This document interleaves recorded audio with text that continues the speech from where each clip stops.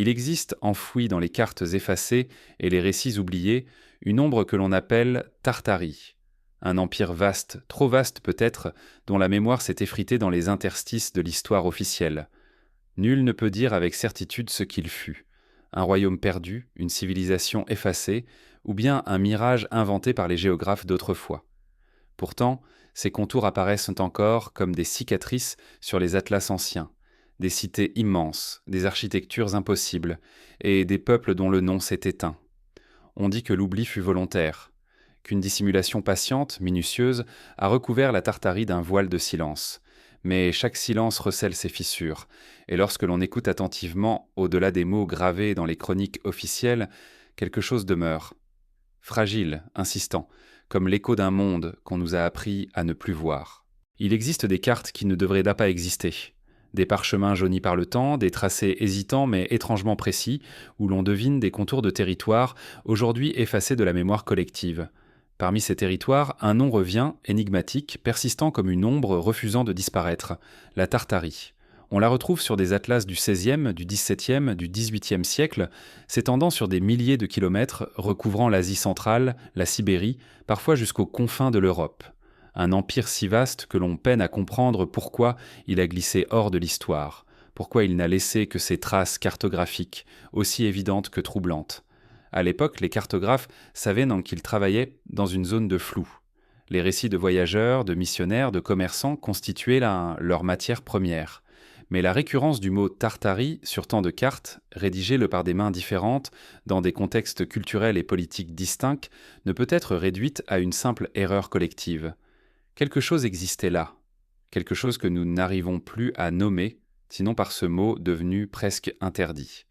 Ces cartes anciennes n'étaient pas de simples instruments de navigation. Elles étaient des témoins de la pensée d'une époque, des miroirs reflétant les connaissances, mais aussi les obsessions et les silences. Lorsque l'on observe une carte de Mercator ou celle d'Ortelius, on ressent un vertige. Les contours de la Tartarie sont tracés avec la même évidence que ceux d'autres royaumes, aujourd'hui pleinement reconnus. Pourtant, à mesure que l'histoire s'est écrite dans ses versions officielles, ce territoire a été progressivement effacé, comme si la précision de ces géographes n'avait jamais existé.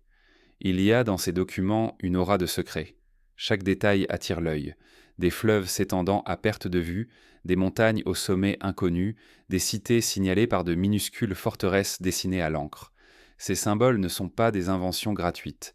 Ils renvoient aux témoignages de voyageurs, aux récits parfois fragmentaires mais insistants. La cartographie ancienne, en ce sens, est un langage qui parle à travers ses absences, ses disproportions, ses exagérations apparentes. La Tartarie est présente comme une silhouette imprécise mais obstinée, impossible à faire disparaître tant que l'on contemple ses cartes. La modernité nous a appris à regarder les cartes comme des instruments neutres, des représentations purement scientifiques du monde, mais à l'époque où elles furent tracées, elles possédaient une dimension symbolique et presque sacrée. Une carte disait non seulement où étaient les royaumes, mais aussi ce que l'on croyait possible.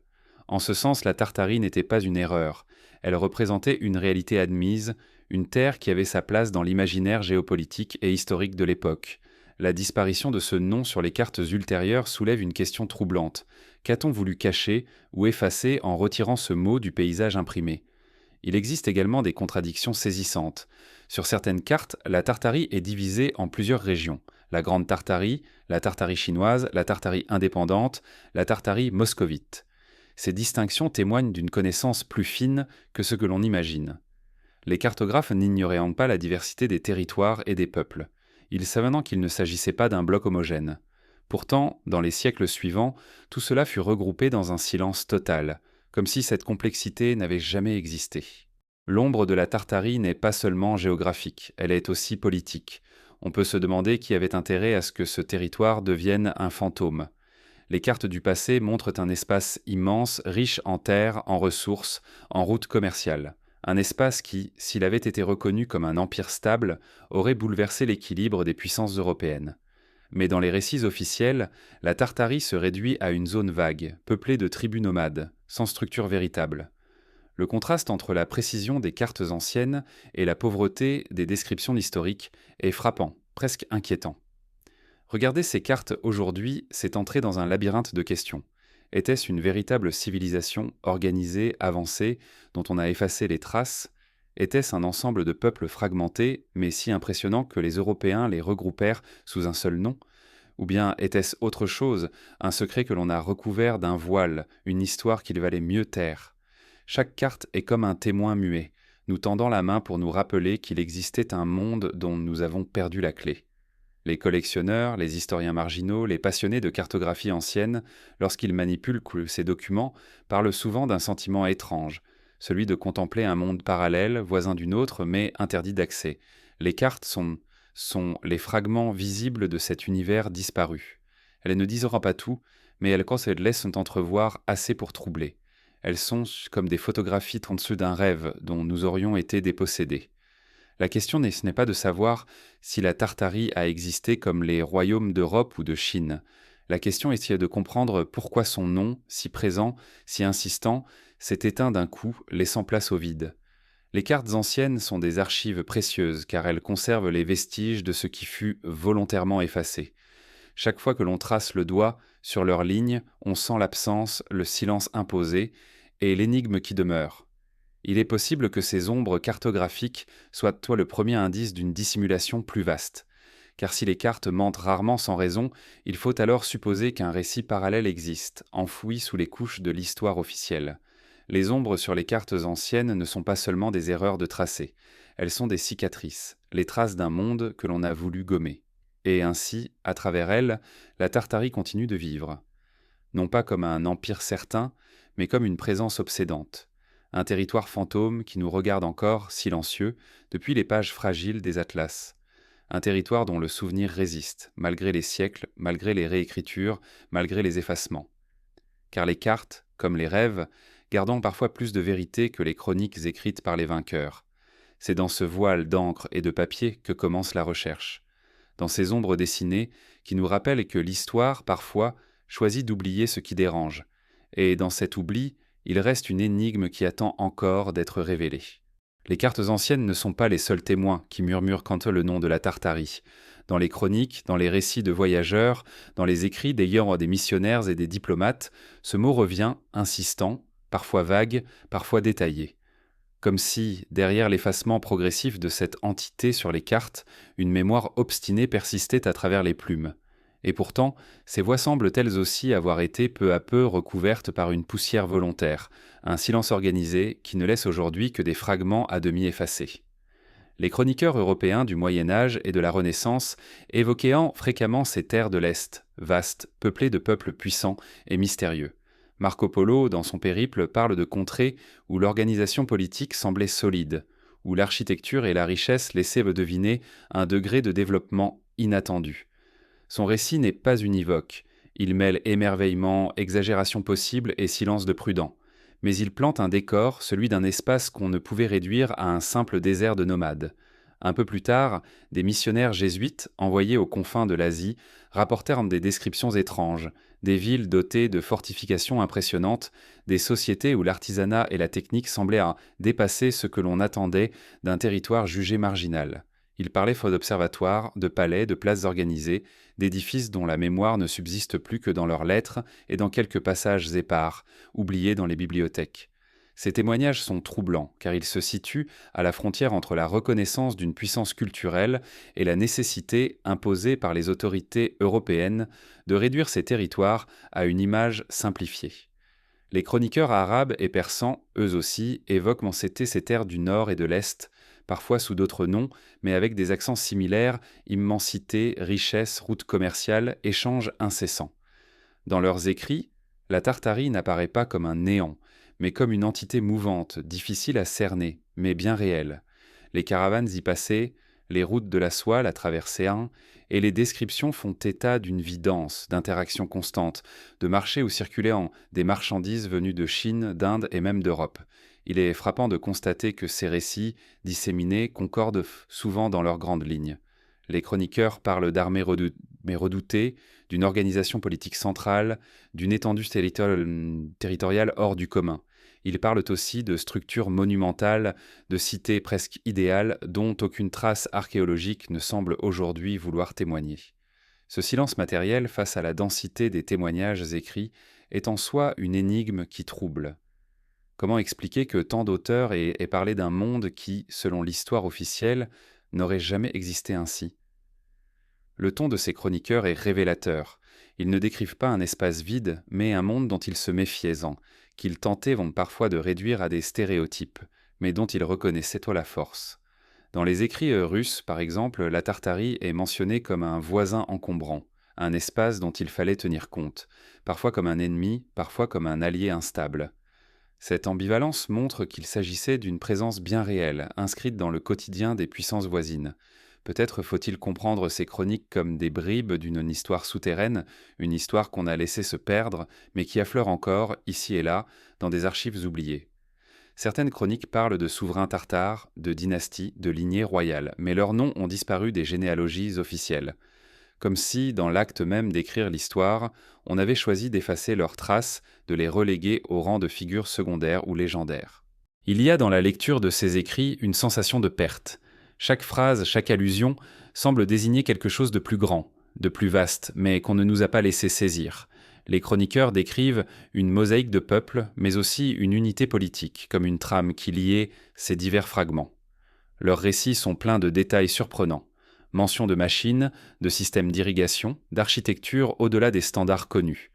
Puis, brusquement, le récit se tait ou se détourne, comme si une limite invisible interdisait d'aller plus loin. Certains historiens modernes, en relisant ces chroniques, y voient des erreurs, des confusions, des fantasmes. Mais pourquoi ces erreurs iraient-elles toutes dans le même sens? Pourquoi tant de voix différentes, de cultures éloignées, auraient-elles convergé vers la description d'un espace structuré, organisé et non d'un simple désert? Le hasard semble peu probable. La question devient alors plus troublante. Et si ces chroniqueurs avaient bel et bien décrit un monde que nous avons choisi d'oublier? Et si la disparition de ces récits de la mémoire collective n'était pas due à leur manque de fiabilité, mais à une volonté de dissimulation? L'histoire n'est pas un récit neutre. Elle est une construction, façonnée par des choix, par des effacements, par des silences. Les voix des chroniqueurs sont comme des échos dans un couloir obscur. On les entend faiblement, mais elles persistent. Elles évoquent en sabots des épalés disparus, des souverains oubliés, des routes aujourd'hui désertées. Elles rappellent en ceux qu'il existait, au cœur des steppes et des montagnes, un monde qui comptait, qui brillait peut-être même plus que ce que nous pouvons concevoir. Et ce monde, à un moment donné, a cessé d'exister dans les récits dominants. Relire ces chroniqueurs, c'est se confronter à l'absence. C'est ressentir le vertige de ce qui aurait pu être une civilisation majeure, effacée non pas par le temps, mais par la plume. Car les manuscrits existent encore, mais leur interprétation a été détournée, minimisée, oubliée. L'effacement est sans plus subtil que la destruction. Il agit en silence, en glissant un voile sur ce qui dérange. La Tartarie des chroniqueurs n'est pas un mythe pur. Elle est une réalité fragmentée, réinventée parfois, mais toujours présente, obstinée, insistante. Elle dérange car elle suggère qu'il existe une autre lecture de l'histoire, une lecture où des empires entiers ont été réduits à des notes de bas de page. Et c'est dans ces notes marginales que l'on perçoit encore la résonance de ce qui fut. Ainsi, les chroniqueurs nous offrent des clés incomplètes, mais précieuses. Ils nous montrent un chemin possible, celui d'une redécouverte. Car si leurs récits persistent malgré les siècles, malgré l'oubli organisé, c'est qu'ils portent en eux quelque chose que le temps n'a pas pu effacer. Un souvenir enfoui, mais pas mort. Et derrière ces fragments de mémoire, une autre question se profile. Comment ces cités décrites, ces architectures évoquées, ces routes mentionnées, ont-elles pu disparaître à ce point? C'est ce mystère qui nous mène inexorablement vers les traces matérielles, vers les pierres et les monuments qui, eux aussi, murmurent encore l'écho de la Tartarie. Lorsque l'on se penche sur les récits anciens et les fragments d'archives qui évoquent la Tartarie, une image revient avec insistance, celle de cités grandioses, hérissées de coupoles et de tours, qui semblaient le surgir comme des mirages au milieu des steppes. Ces villes, dont les noms se perdent dans la poussière des manuscrits, ne ressemblent pas aux représentations que l'histoire officielle a retenues des peuples nomades. Car là où l'on attend des tentes, des campements précaires, des villages éphémères, les chroniqueurs parlent de murailles, de dômes étincelants, d'avenues tracées avec une rigueur presque géométrique.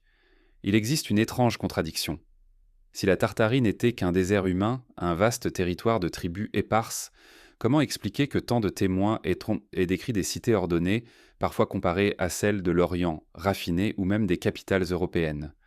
Les coupoles évoquées apparaissent comme des symboles, des signes architecturaux qui dénotent un savoir-faire avancé, une maîtrise de la pierre, du métal et de l'art décoratif.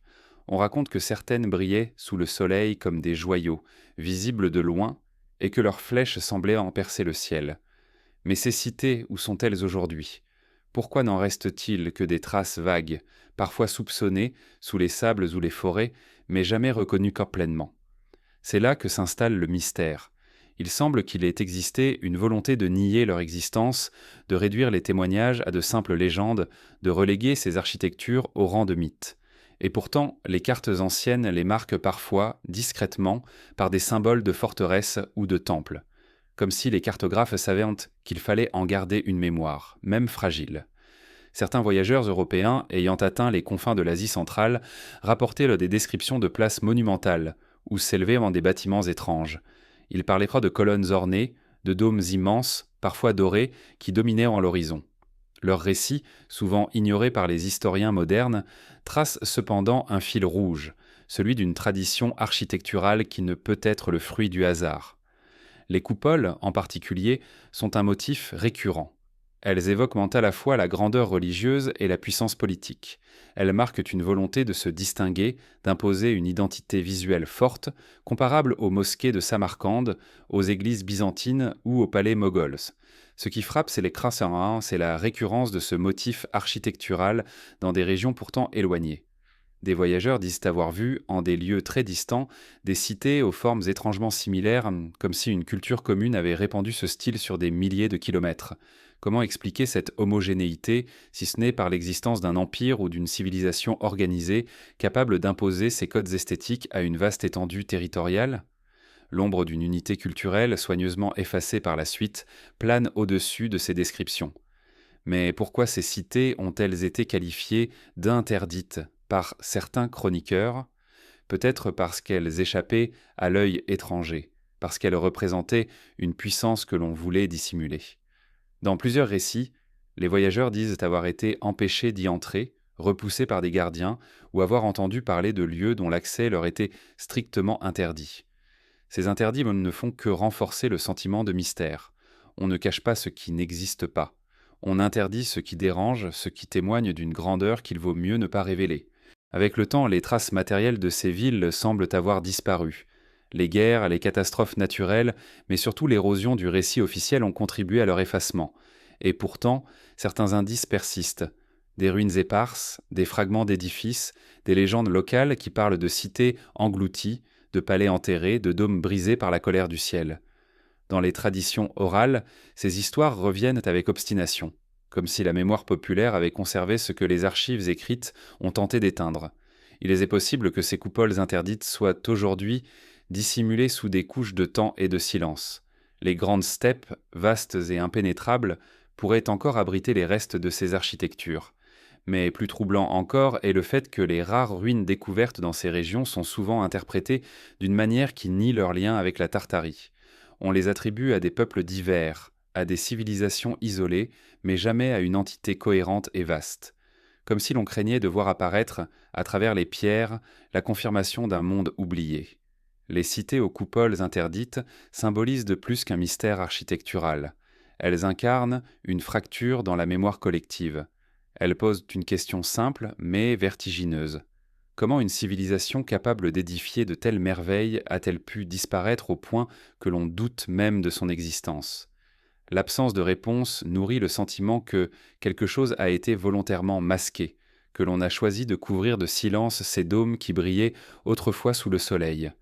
Dans les récits survivants, ces coupoles sont parfois décrites comme des instruments symboliques, presque magiques. Elles reflétaient la lumière, elles captaient les regards, elles représentaient la puissance d'un empire invisible. Elles étaient interdites non seulement parce qu'elles étaient protégées, mais parce qu'elles disaient en petit trop. Elles parlaient d'une organisation, d'une maîtrise, d'une grandeur que l'histoire moderne ne pouvait accepter dans cette partie du monde. En ce sens, elles sont devenues des symboles gênants, qu'il valait mieux recouvrir d'oubli. Et pourtant, lorsqu'on parcourt les atlas anciens, lorsqu'on relit les lettres des voyageurs, ces coupoles réapparaissent insoumises.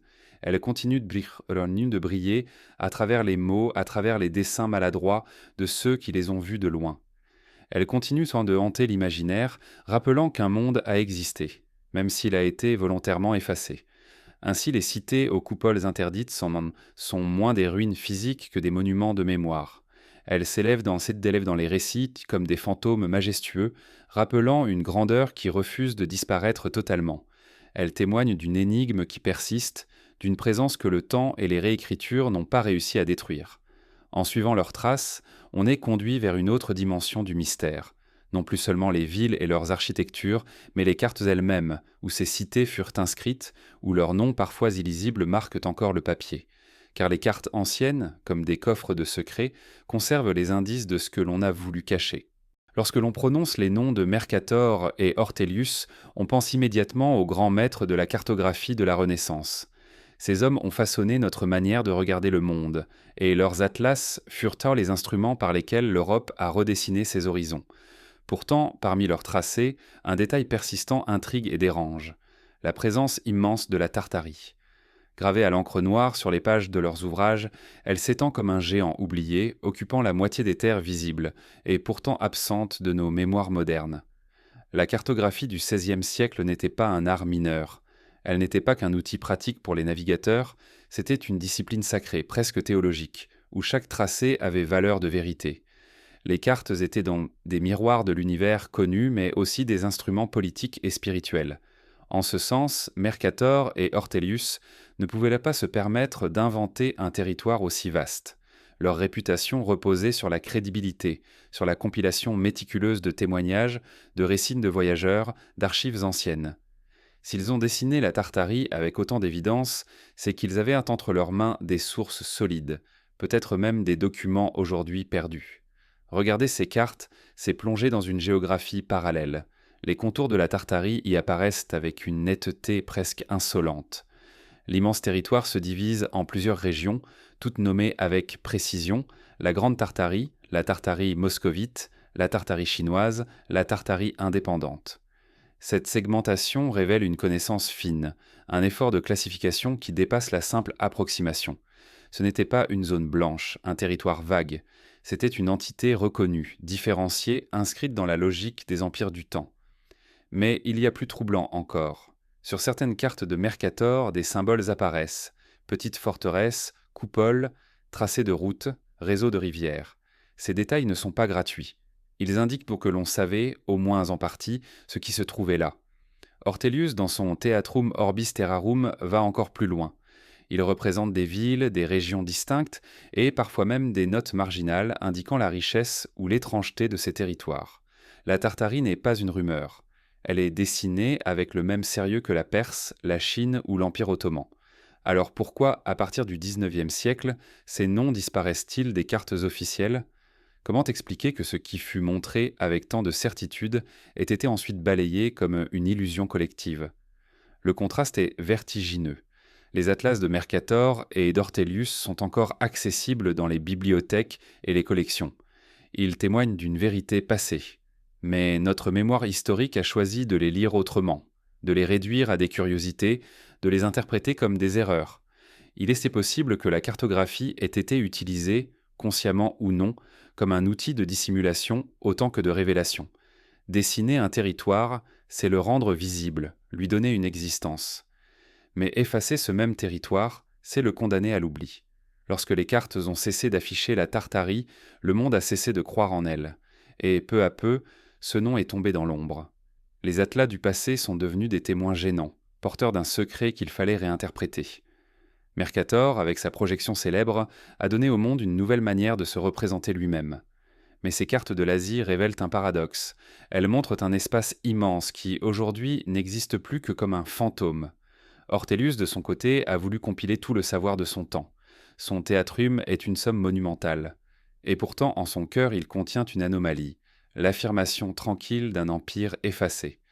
Ces deux hommes, conscients ou non, ont légué à la postérité une énigme qui dépasse la cartographie, celle d'un monde que l'on a vu, nommé, reconnu, puis effacé. Il est fascinant d'observer les notes marginales que l'on trouve parfois dans leurs atlas. Certaines parlent de peuples mystérieux, d'architectures étonnantes, de routes commerciales traversant les steppes. D'autres mentionnent des dangers, des interdits, des zones où le voyageur n'était pas le bienvenu. Tout cela ne cadre pas avec l'image d'un désert humain. Ces indications révèlent une densité, une vie, une organisation. Elles suggèrent que la Tartarie n'était pas seulement une étendue géographique, mais un monde structuré, doté d'une identité. Il est sans possible que Mercator et Ortelius aient eux-mêmes été troublés par ce qu'ils représentaient. Ils compilaient des sources venues de multiples horizons, récits arabes, manuscrits anciens, témoignages européens. Peut-être percevaient-ils les contradictions, mais ils ne pouvaient en ignorer la masse de données qui leur parvenaient. Alors ils dessinèrent, ils tracèrent, et ils laissèrent de derrière eux des cartes qui, aujourd'hui encore, suscitent plus de questions que de réponses. La disparition de la Tartarie des cartes modernes ne peut être réduite à une simple correction scientifique. Les erreurs géographiques de l'époque étaient connues et souvent rectifiées. Mais la Tartarie, elle, n'a pas été rectifiée. Elle a été effacée, rayée, oubliée. C'est une nuance essentielle. L'erreur se corrige, le mensonge se dissimule. Ici, on ne parle pas d'un simple ajustement, mais d'un effacement volontaire, massif, orchestré à travers le temps. Les mystères des cartes de Mercator et Ortelius ne résident pas seulement dans ce qu'elles montrent, mais dans ce qu'elles annoncent, l'existence d'une mémoire réprimée, d'une vérité inconfortable. Elles sont des archives visuelles d'un monde que l'on a choisi de nier. Et en les contemplant aujourd'hui, on a l'impression de regarder un palimpseste, une couche ancienne, visible mais fragile, recouverte par d'autres récits, d'autres vérités imposées. Ainsi les cartes deviennent des miroirs. Elles reflètent non seulement un espace, mais aussi les choix de ceux qui écrivent de l'histoire. Elles disent ce que l'on savait, ce que l'on voulait montrer, et, par contraste, ce que l'on voulait faire disparaître. Mercator et Ortelius, à travers leurs œuvres, ont transmis bien plus que de simples outils de navigation. Ils ont laissé une empreinte du monde tel qu'il fut perçu, et cette empreinte contient l'ombre d'un empire effacé. C'est peut-être là la leçon la plus troublante. Les cartes, que l'on croit figées, objectives, ne sont pas des vérités absolues. Elles sont des récits, des versions du réel, toujours susceptibles d'être modifiées. Elles portent pour la mémoire des oubliés, mais aussi le poids des silences imposés. La Tartarie, telle qu'elle apparaît chez Mercator et Ortelius, n'est pas seulement un territoire disparu.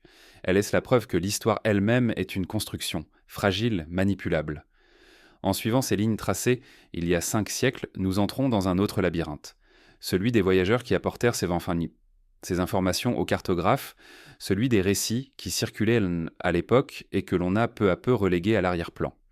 Car derrière chaque carte, il y a une multitude de voix, de témoins, de regards. Et ce sont ces voix que nous devons maintenant écouter pour comprendre ce que signifiait réellement la Tartarie. À travers les siècles, il y eut des hommes qui, animés par la curiosité, le commerce, la foi ou l'ambition, s'aventurèrent vers ces territoires que l'on nommait Tartarie. Ils étaient explorateurs, marchands, missionnaires ou simples aventuriers. Leurs pas les conduisirent sur les routes incertaines des steppes, au cœur des montagnes glacées et dans des cités dont l'existence même semble aujourd'hui effacée. Leurs récits, transmis dans des manuscrits, des journaux de voyage ou des lettres adressées aux cours royales, oscillent entre le mythe et la mémoire. Ils parlent d'un monde qui défie nos représentations modernes, un monde que l'on a réduit à des fragments mais dont l'ombre demeure insistante. Dès le Moyen-Âge, Marco Polo fut l'un de ces témoins. Ces descriptions, reprises et parfois contestées, évoquent de moments des palais, des marchés regorgeant de marchandises, des routes sûres sous la protection de souverains puissants. Si beaucoup retiennent de lui l'image de la Chine, ses pas le conduisirent pourtant à travers des régions qu'il désigna comme partie de cette Tartarie, vaste et indomptable. Il y raconte des peuples nombreux, des structures politiques qu'il ne se risquait pas toujours à décrire en détail, comme s'il pressentait que ces mots ne sauraient suffire à restituer ce qu'il avait vu. D'autres voyageurs, moins célèbres, mais tout aussi précieux pour la mémoire, relatèrent dans leurs impressions des steppes. Ils parlaient de villes fortifiées où les voyageurs trouvaient un repos et protection, de cités bordées de murailles imposantes, parfois ornées de coupoles étincelantes. Ces images ne cadrent pas avec l'idée d'un monde exclusivement nomade. Pourtant, ces récits furent progressivement classés dans la catégorie des exagérations, des fantaisies, des illusions d'hommes fatigués par le voyage. Les missionnaires jésuites du XVIIe siècle laissèrent des traces particulièrement troublantes. Ils avaient là pour mission d'étendre la foi chrétienne, mais aussi de rapporter des informations sur les peuples rencontrés. Leurs lettres décrivent parfois des structures d'organisation politique et religieuse qui ne correspondaient pas à l'image simplifiée des hordes sans attache. Ils mentionnent des savoirs astronomiques, des rites complexes, des constructions qui leur semblaient anciennes et majestueuses. Pourtant, ces témoignages ne trouvèrent que peu d'écho dans les récits officiels. Ils dérangeaient car ils donnaient à voir une civilisation plus élaborée que ce que l'Europe voulait admettre. Il est intéressant de constater que certains voyageurs, pris dans le vertige de ce qu'ils découvraient, oscillèrent entre fascination et doute. Ils notaient ce qu'ils voyaient, mais ajoutaient parfois des phrases prudentes, comme pour se protéger de l'accusation d'avoir inventé. Ce balancement révèle une tension, celle de témoins pris entre la force de leur expérience et la crainte de ne pas être crus. Leurs paroles se situent dans cet entre-deux où le mythe et la mémoire se rejoignent, où l'expérience vécue devient fragile face à l'autorité des chroniques officielles. Les marchands de Tartartie, de leur côté, étaient peut-être les plus pragmatiques. Pour eux, la Tartarie était un espace de passage, de route commerciale, de marché animé. Ils rapportaient la variété des produits, fourrures, épices, métaux, objets artisanaux. Ces récits attestent d'une vie économique dense, incompatible avec l'idée d'un vide civilisationnel. Un territoire capable de produire, d'échanger et d'exporter n'est pas un espace désert. Et pourtant, cette réalité fut balayée, comme si elle contredisait un récit déjà établi. La mémoire orale des voyageurs locaux, des peuples voisins, est aussi une source qui nous parvient par fragments. Les légendes kazakhs, kirghizes, mongoles ou sibériennes parlent souvent de cités brillantes, de souverains puissants, de royaumes disparus.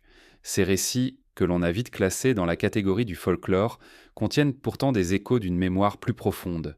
On y retrouve les mêmes motifs, les coupoles dorées, les palais engloutis, les routes gardées par des armées redoutées. Ces légendes ne sont peut-être pas des inventions poétiques, mais des souvenirs transfigurés par le temps. La question qui se pose est celle de la crédibilité. Pourquoi tant de voyageurs, venus d'horizons différents, auraient-ils décrit un monde qui n'existait pas ? Pourquoi inventer des palais, des cités, des fortifications, si l'on n'avait pas vu ou entendu des témoignages concordants ? Les sceptiques parlent de projection culturelle, d'une tendance à exagérer pour impressionner les lecteurs, mais l'uniformité des thèmes, la répétition des mêmes images à travers les siècles, suggère autre chose. L'existence d'une réalité commune, difficile à nier. Pourtant, ces récits furent progressivement neutralisés. On les réduisit à des curiosités, des divertissements littéraires, des exagérations de voyageurs fatigués. Dans les compilations savantes, la Tartarie devint une note marginale, une désignation vague, sans consistance. Les voix des témoins furent noyées dans le flot des discours officiels, comme si elles avaient toujours été des illusions. L'histoire choisit de garder le mythe et d'effacer la mémoire. Mais à lire attentivement ces textes, à écouter entre les lignes, on ressent une autre vérité. Les voyageurs n'étaient pas des poètes en quête d'exotisme. Ils étaient des observateurs, parfois maladroits, mais sincères. Ils notaient ce qu'ils voyaient, ce qu'ils entendaient. Leurs mots sont comme des éclats de miroirs brisés. Chaque fragment ne montre qu'une partie, mais mis ensemble, ils dessinent l'image d'un monde disparu. Il est troublant de penser que ces voyageurs furent peut-être les derniers témoins d'une réalité qui s'effaçait déjà. Leurs récits sont comme des ultimes reflets, captés avant que le rideau ne tombe définitivement sur la Tartarie. Ils portent la trace d'une civilisation qui glissait vers l'oubli, volontairement ou non. Et c'est dans ce mélange de mythes et de mémoire que réside la force de leurs témoignages. Ils ne nous donnent pas une vérité absolue, mais ils refusent donc de laisser disparaître complètement ce qu'ils ont vu. En les relisant aujourd'hui, on comprend qu'ils ne sont pas de simples conteurs. Ils sont des passeurs de mémoire, des voix fragiles mais nécessaires. Ils rappellent que l'histoire n'est jamais figée, qu'elle peut être réécrite mais que les fragments subsistent toujours, prêts à ressurgir. Ainsi, les voyageurs de la Tartarie ne nous offrent pas des certitudes mais des échos. Et ces échos suffisent à fissurer le silence imposé. Car derrière leurs récits se devine un monde plus vaste, plus complexe, que l'on a choisi de réduire à un mythe. Leurs paroles ouvrent la voie à une nouvelle interrogation. Si leurs témoignages parlent de cités, de palais, de routes, où sont passées les traces matérielles de tout cela? Si la mémoire écrite et orale convergent vers l'idée d'une grandeur disparue, que nous disent aujourd'hui les ruines, les vestiges, les pierres silencieuses, c'est là que nous conduit naturellement la recherche vers la matière, vers les empreintes tangibles que le temps et les hommes n'ont pas réussi à effacer entièrement. Il est un phénomène aussi discret qu'étrange, qui ne s'observe qu'en comparant les livres anciens. La Tartarie, immense et visible sur les cartes de Mercator et d'Ortelius, décrites par voyageurs et chroniqueurs, s'efface soudainement des encyclopédies, comme si une décision invisible avait été prise, un silence imposé aux pages censées résumer la connaissance universelle. Ce qui, pendant des siècles, avait occupé une place importante dans les atlas et les chroniques, se réduit progressivement à une mention vague, un mot sans consistance, puis disparaît presque entièrement. L'histoire officielle ne parle plus de Tartarie, sinon comme d'un fantôme, un terme obsolète désignant vaguement les steppes ou les peuples nomades d'Asie centrale. Si l'on parcourt les encyclopédies du XVIIe siècle, on trouve encore des descriptions développées. La Tartarie y apparaît comme un vaste ensemble de territoires, parfois divisés en régions précises. Tartarie moscovite, Tartarie indépendante, Tartarie chinoise. Ces ouvrages, qui avaient un arrêt pour ambition de rassembler toutes les connaissances disponibles, considéraient encore ce nom comme légitime, comme faisant partie de la réalité du monde. Pourtant, à partir du XVIIIe siècle, le mot commence à perdre de son poids. Les articles se raccourcissent, les détails disparaissent, l'espace immense se réduit à une zone de transition, un entre-deux indéfini. Puis vient le XIXe siècle. C'est à ce moment que l'effacement devient brutal. Là où l'on trouvait autrefois des descriptions, des cartes, des références, il ne reste plus qu'une phrase. La Tartarie est présentée comme un terme ancien, désignant des régions désormais intégrées à d'autres empires. Ce basculement n'est pas anodin. Il ne correspond pas à une découverte scientifique précise, ni à une exploration décisive. Il ressemble davantage à un choix éditorial, une décision intellectuelle, celle de redessiner la mémoire collective en effaçant un mot, et avec lui l'idée d'un monde disparu. Les encyclopédies étaient bien plus que de simples livres, elles représentaient l'autorité du savoir, la légitimité de la connaissance. Ce qui y figurait devenait vrai, ce qui en disparaissait cessait d'exister. Effacer la Tartarie de leurs pages revenait à la condamner à l'oubli. Et cet oubli a été si efficace que, de nos jours, peu de gens savent encore que ce mot a existé, et qu'il a occupé une place immense dans l'imaginaire géographique de l'Europe pendant des siècles. Pourquoi ce silence? Pourquoi cette disparition soudaine? Il est difficile de croire qu'il s'agit seulement d'une évolution naturelle du langage. Les encyclopédies auraient pu préciser que le mot était ancien, mais elles auraient aussi pu conserver les détails, les récits, les références. Or, tout cela s'est éteint.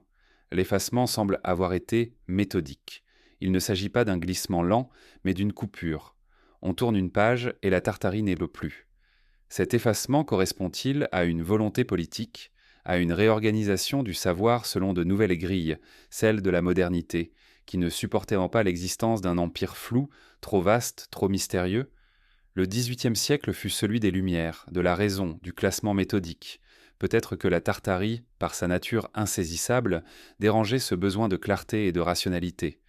Elle représentait l'ombre dans un monde qui voulait se définir par la lumière. Alors on décida de la réduire, de l'écarter, de l'enfermer dans le mot commode d'archaïsme.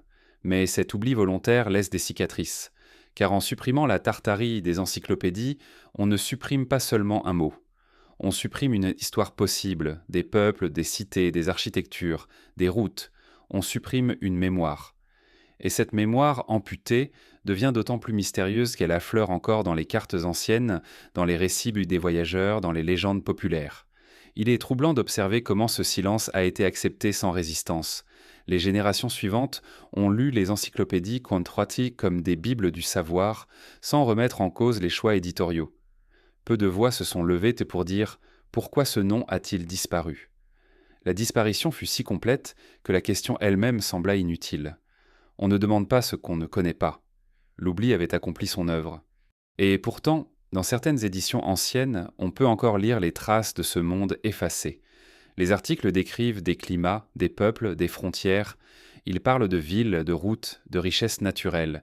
Puis, dans les éditions ultérieures, tout cela s'évapore. Le contraste est saisissant. Il est comme un rideau tombé sur une scène encore animée. Les encyclopédies ne corrigent pas une erreur, elles réécrivent une mémoire.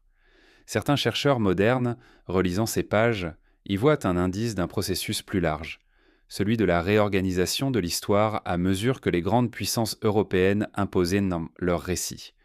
En intégrant la Tartarie à l'espace russe, chinois ou mongol, les encyclopédies redessinaient le monde selon de nouvelles lignes de pouvoir. L'effacement n'était pas un accident. Il servait une vision politique, une répartition du monde où la Tartarie n'avait plus de place. Cet épisode révèle une vérité inquiétante. Le savoir n'est jamais neutre. Ce que l'on choisit de retenir ou d'oublier, ce que l'on inscrit ou non dans les encyclopédies, façonne notre perception du réel.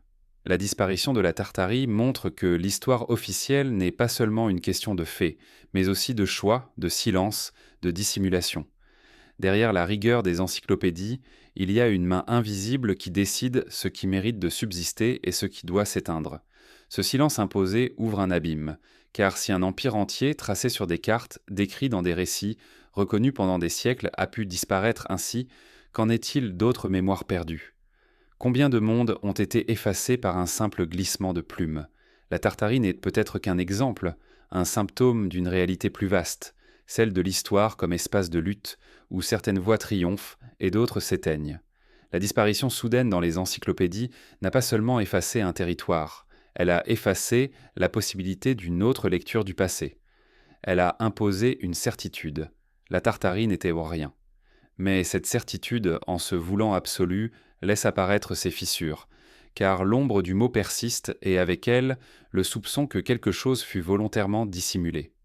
Ainsi, feuilleter ces livres anciens revient à écouter le silence, à sentir le poids d'une absence. Chaque page tournée est un rappel que l'histoire n'est pas seulement ce qui est écrit, mais aussi ce qui est effacé. Et ce silence, paradoxalement, parle plus fort que les mots. Car au-delà des encyclopédies muettes, il reste encore les traces matérielles, les architectures impossibles qui défient de l'oubli. Et c'est vers elles que nous devons maintenant tourner le regard. Il existe, disséminés à travers les steppes, les montagnes et les villes d'Asie centrale, des vestiges qui ne trouvent pas toujours leur place dans les explications officielles, des fragments de murs, des colonnes, des dômes effondrés, des forteresses dont l'origine semble se perdre dans une brume que l'archéologie peine à dissiper. Ces traces, discrètes mais persistantes, portent en elles des symboles architecturaux qui dérangent, car ils semblent appartenir à un monde plus vaste, plus organisé, plus ancien que ce que l'histoire veut bien admettre.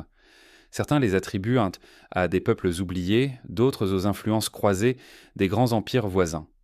Mais parfois, les formes, les proportions, les motifs paraissent si singuliers qu'ils rappellent entre l'écho d'une tradition qui n'a plus de nom. Ces architectures impossibles sont souvent marquées par un détail récurrent, la coupole.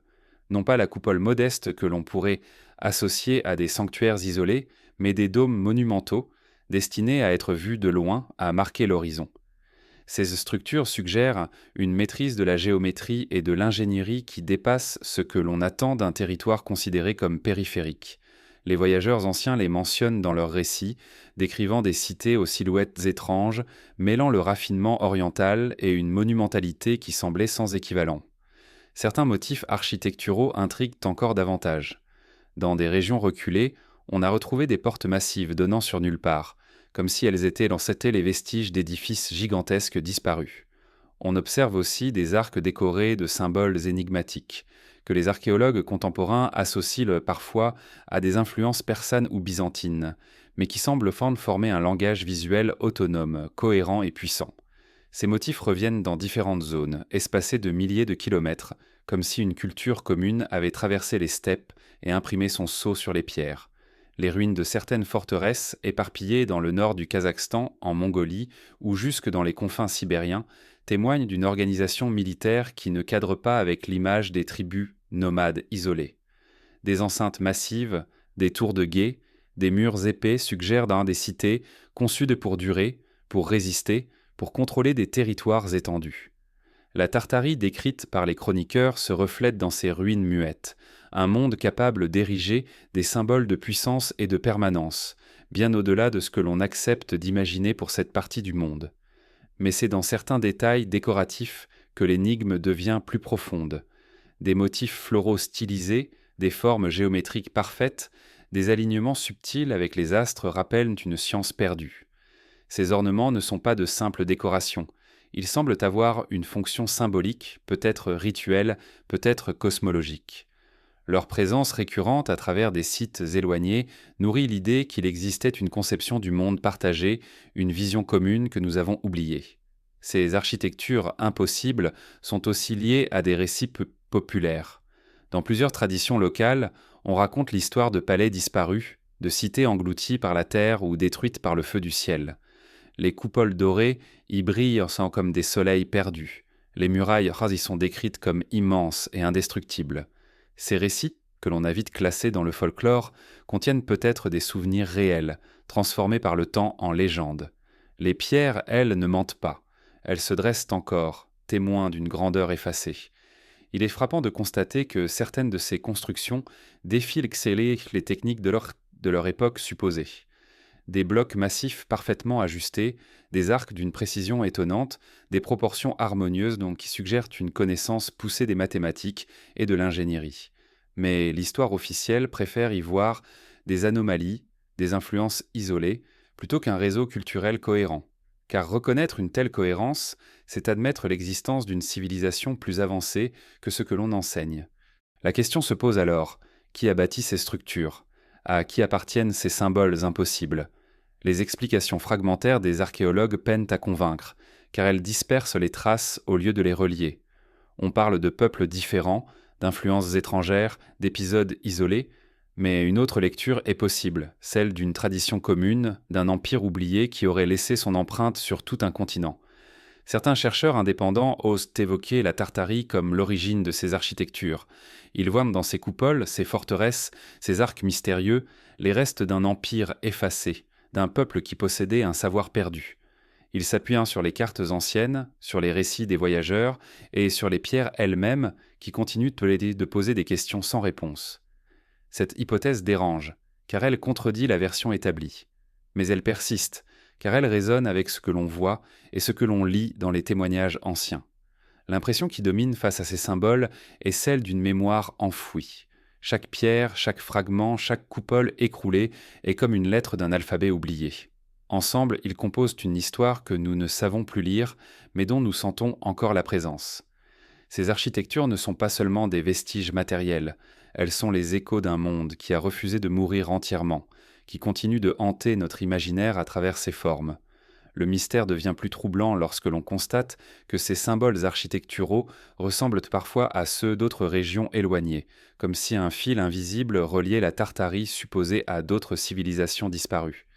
Coupoles, arcs, colonnes, motifs stellaires, un langage universel semble se dessiner, un langage que le temps et les historiens ont fragmenté. Peut-être qu'en reliant ces fragments, on retrouverait une cohérence, un savoir, une mémoire. Mais pour cela, il faudrait accepter de remettre en question le récit officiel. Ces architectures impossibles nous rappellent que la pierre garde en elle une mémoire que les livres peuvent effacer. Elle défie l'oubli imposé, elle s'élève comme des témoins silencieux, refusant de disparaître malgré les siècles. Elle nous parle d'un monde qui n'a plus de nom, mais dont la grandeur survit dans les formes qu'il a laissées. Et c'est peut-être là leur fonction la plus profonde, être des fissures dans le mur de l'oubli. Elle rappelle que l'histoire est fragile, qu'elle peut être manipulée, mais que la matière résiste. Les coupoles effondrées, les arcs solitaires, les forteresses abandonnées sont des cicatrices ouvertes qui nous invitent à questionner ce que l'on nous a appris. À travers elles, l'ombre de la Tartarie persiste, non pas comme une certitude, mais comme une possibilité qui dérange, qui trouble, qui suscite l'inquiétude, car si ces architectures témoignent d'un monde effacé, alors l'histoire telle que nous la connaissons est incomplète. Ces pierres nous mènent vers une autre dimension du mystère, celle des récits mythologiques.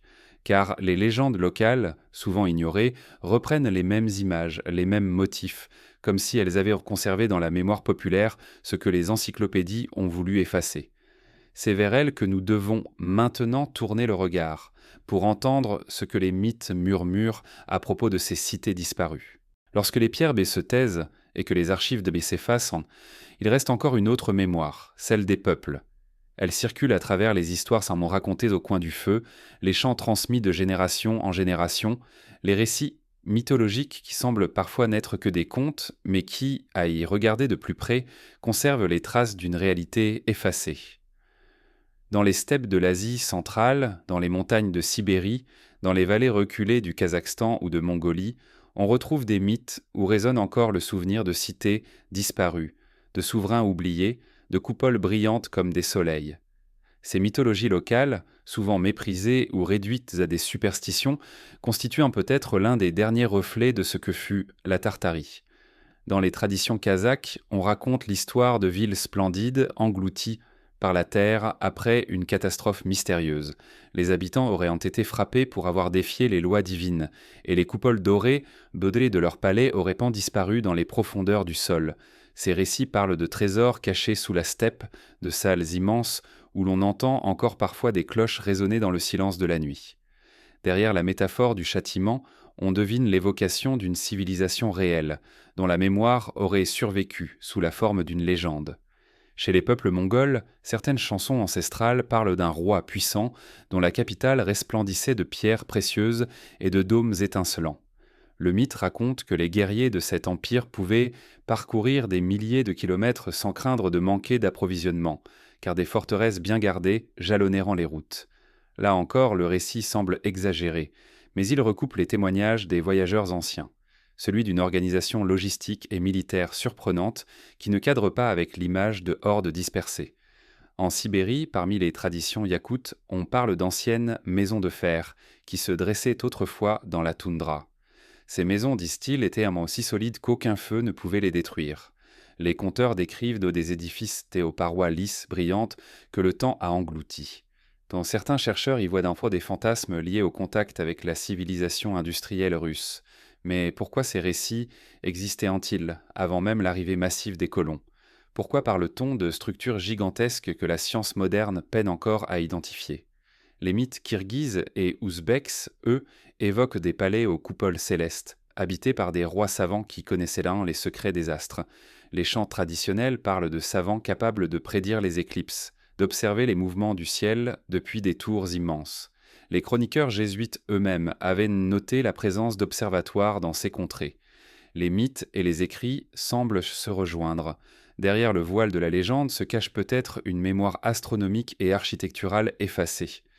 Ce qui frappe dans ces récits bellétiques populaires, c'est la récurrence des mêmes thèmes.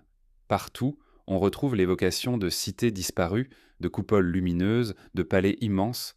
Partout, la mémoire populaire insiste sur l'idée d'une grandeur engloutie, d'un monde qui a cessé d'exister mais dont les traces persistent dans les récits. Les détails changent, les noms varient, mais l'écho est le même. Il y eut autrefois quelque chose de grand, quelque chose qui dépasse les fragments laissés par l'histoire officielle. Les folkloristes modernes ont tendance à réduire ces histoires à des métaphores. Pour eux, elles symbolisent la lutte des peuples contre la nature, ou bien elles expriment des désirs d'abondance et de gloire. Mais une autre lecture était possible, celle qui considère ces mythes comme des archives vivantes, des mémoires transfigurées par la poésie mais ancrées dans des événements réels. Si les peuples ont ressenti le besoin de chanter ces cités, de transmettre leur image à travers des siècles, c'est peut-être parce qu'ils avaient vu ou entendu parler de leur existence. Dans certaines régions, des rituels encore pratiqués semblent liés à cette mémoire. On raconte que dans certaines fêtes traditionnelles, les habitants reproduisent symboliquement les plans d'anciennes villes disparues, traçant au sol des cercles et des carrés qui rappellent les schémas architecturaux retrouvés dans les ruines. Ces gestes, répétés sans toujours en connaître le sens, pourraient être les restes d'une mémoire codée, un langage transmis par le rituel quand les mots ne suffisaient plus. Il est troublant de constater que ces mythes, indépendants les uns des autres, convergent vers les mêmes images. Cela ne peut pas être un hasard. Les cités aux coupoles, les palais engloutis, les observatoires célestes, les routes fortifiées, autant de motifs qui reviennent dans des cultures distinctes, mais reliées par un passé commun que nous avons oublié. Cette résonance qui traverse les mythologies locales ressemble à une polyphonie. Chaque peuple chante sa version, mais l'ensemble compose une mélodie cohérente qui parle d'un monde effacé. Ce qui dérange dans cette convergence, c'est qu'elle met en cause le récit officiel. Si tant de peuples conservent la mémoire d'un empire disparu, peut-on vraiment dire que tout cela n'est que folklore? La frontière entre mythe et mémoire devient poreuse. Les légendes ne sont peut-être pas des inventions, mais des reflets déformés d'événements réels.